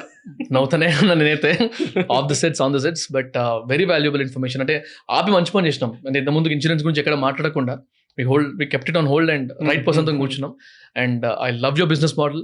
అంటే నేను వ్యాలిడేట్ చేసినంత కాదు కానీ ఇట్స్ వెరీ నైస్. అంటే అలా ఆ కాన్ఫిడెన్స్ వస్తేనే కదా ఎవరైనా. నో నేనైతే చాలా I learn lot with respect your business model కానివ్వండి, మీ ప్రిన్సిపల్స్ కానివ్వండి. బిట్వీన్ ద లైన్స్ కొన్ని చెప్తా ఉంటారు మీరు చెప్తున్నారు కదా, అది ఇంటెన్షనల్ చెప్పకపోయినా ఇట్స్ యువర్ బిలీఫ్ కాబట్టి చెప్తున్నారని. That is what I understood. I'm genuinely expecting you to grow to greatest. No this is really good. నేను చాలా వెరీ బెస్ట్ బ్రో. ముందు చెప్పినట్టే నేను స్టేజ్ ఫైట్ చాలా ఉంటుంది, చాలా కంఫర్టబుల్ చేశారు మీరు అసలు. అవునా? ముందు అక్కడ మనం డిస్కస్ చేస్తాం ఏదైనా కూడా. But yeah, your very cool, chill. బాగా అంటే దాచిపెట్టుకొని చెప్పాలంటే కాకుండా క్లియర్ కట్ చెప్పారు. Thank you very much. ఇంకోసారి కూర్చుందాం మనం. Yeah, thank you very much. Thank you, definitely.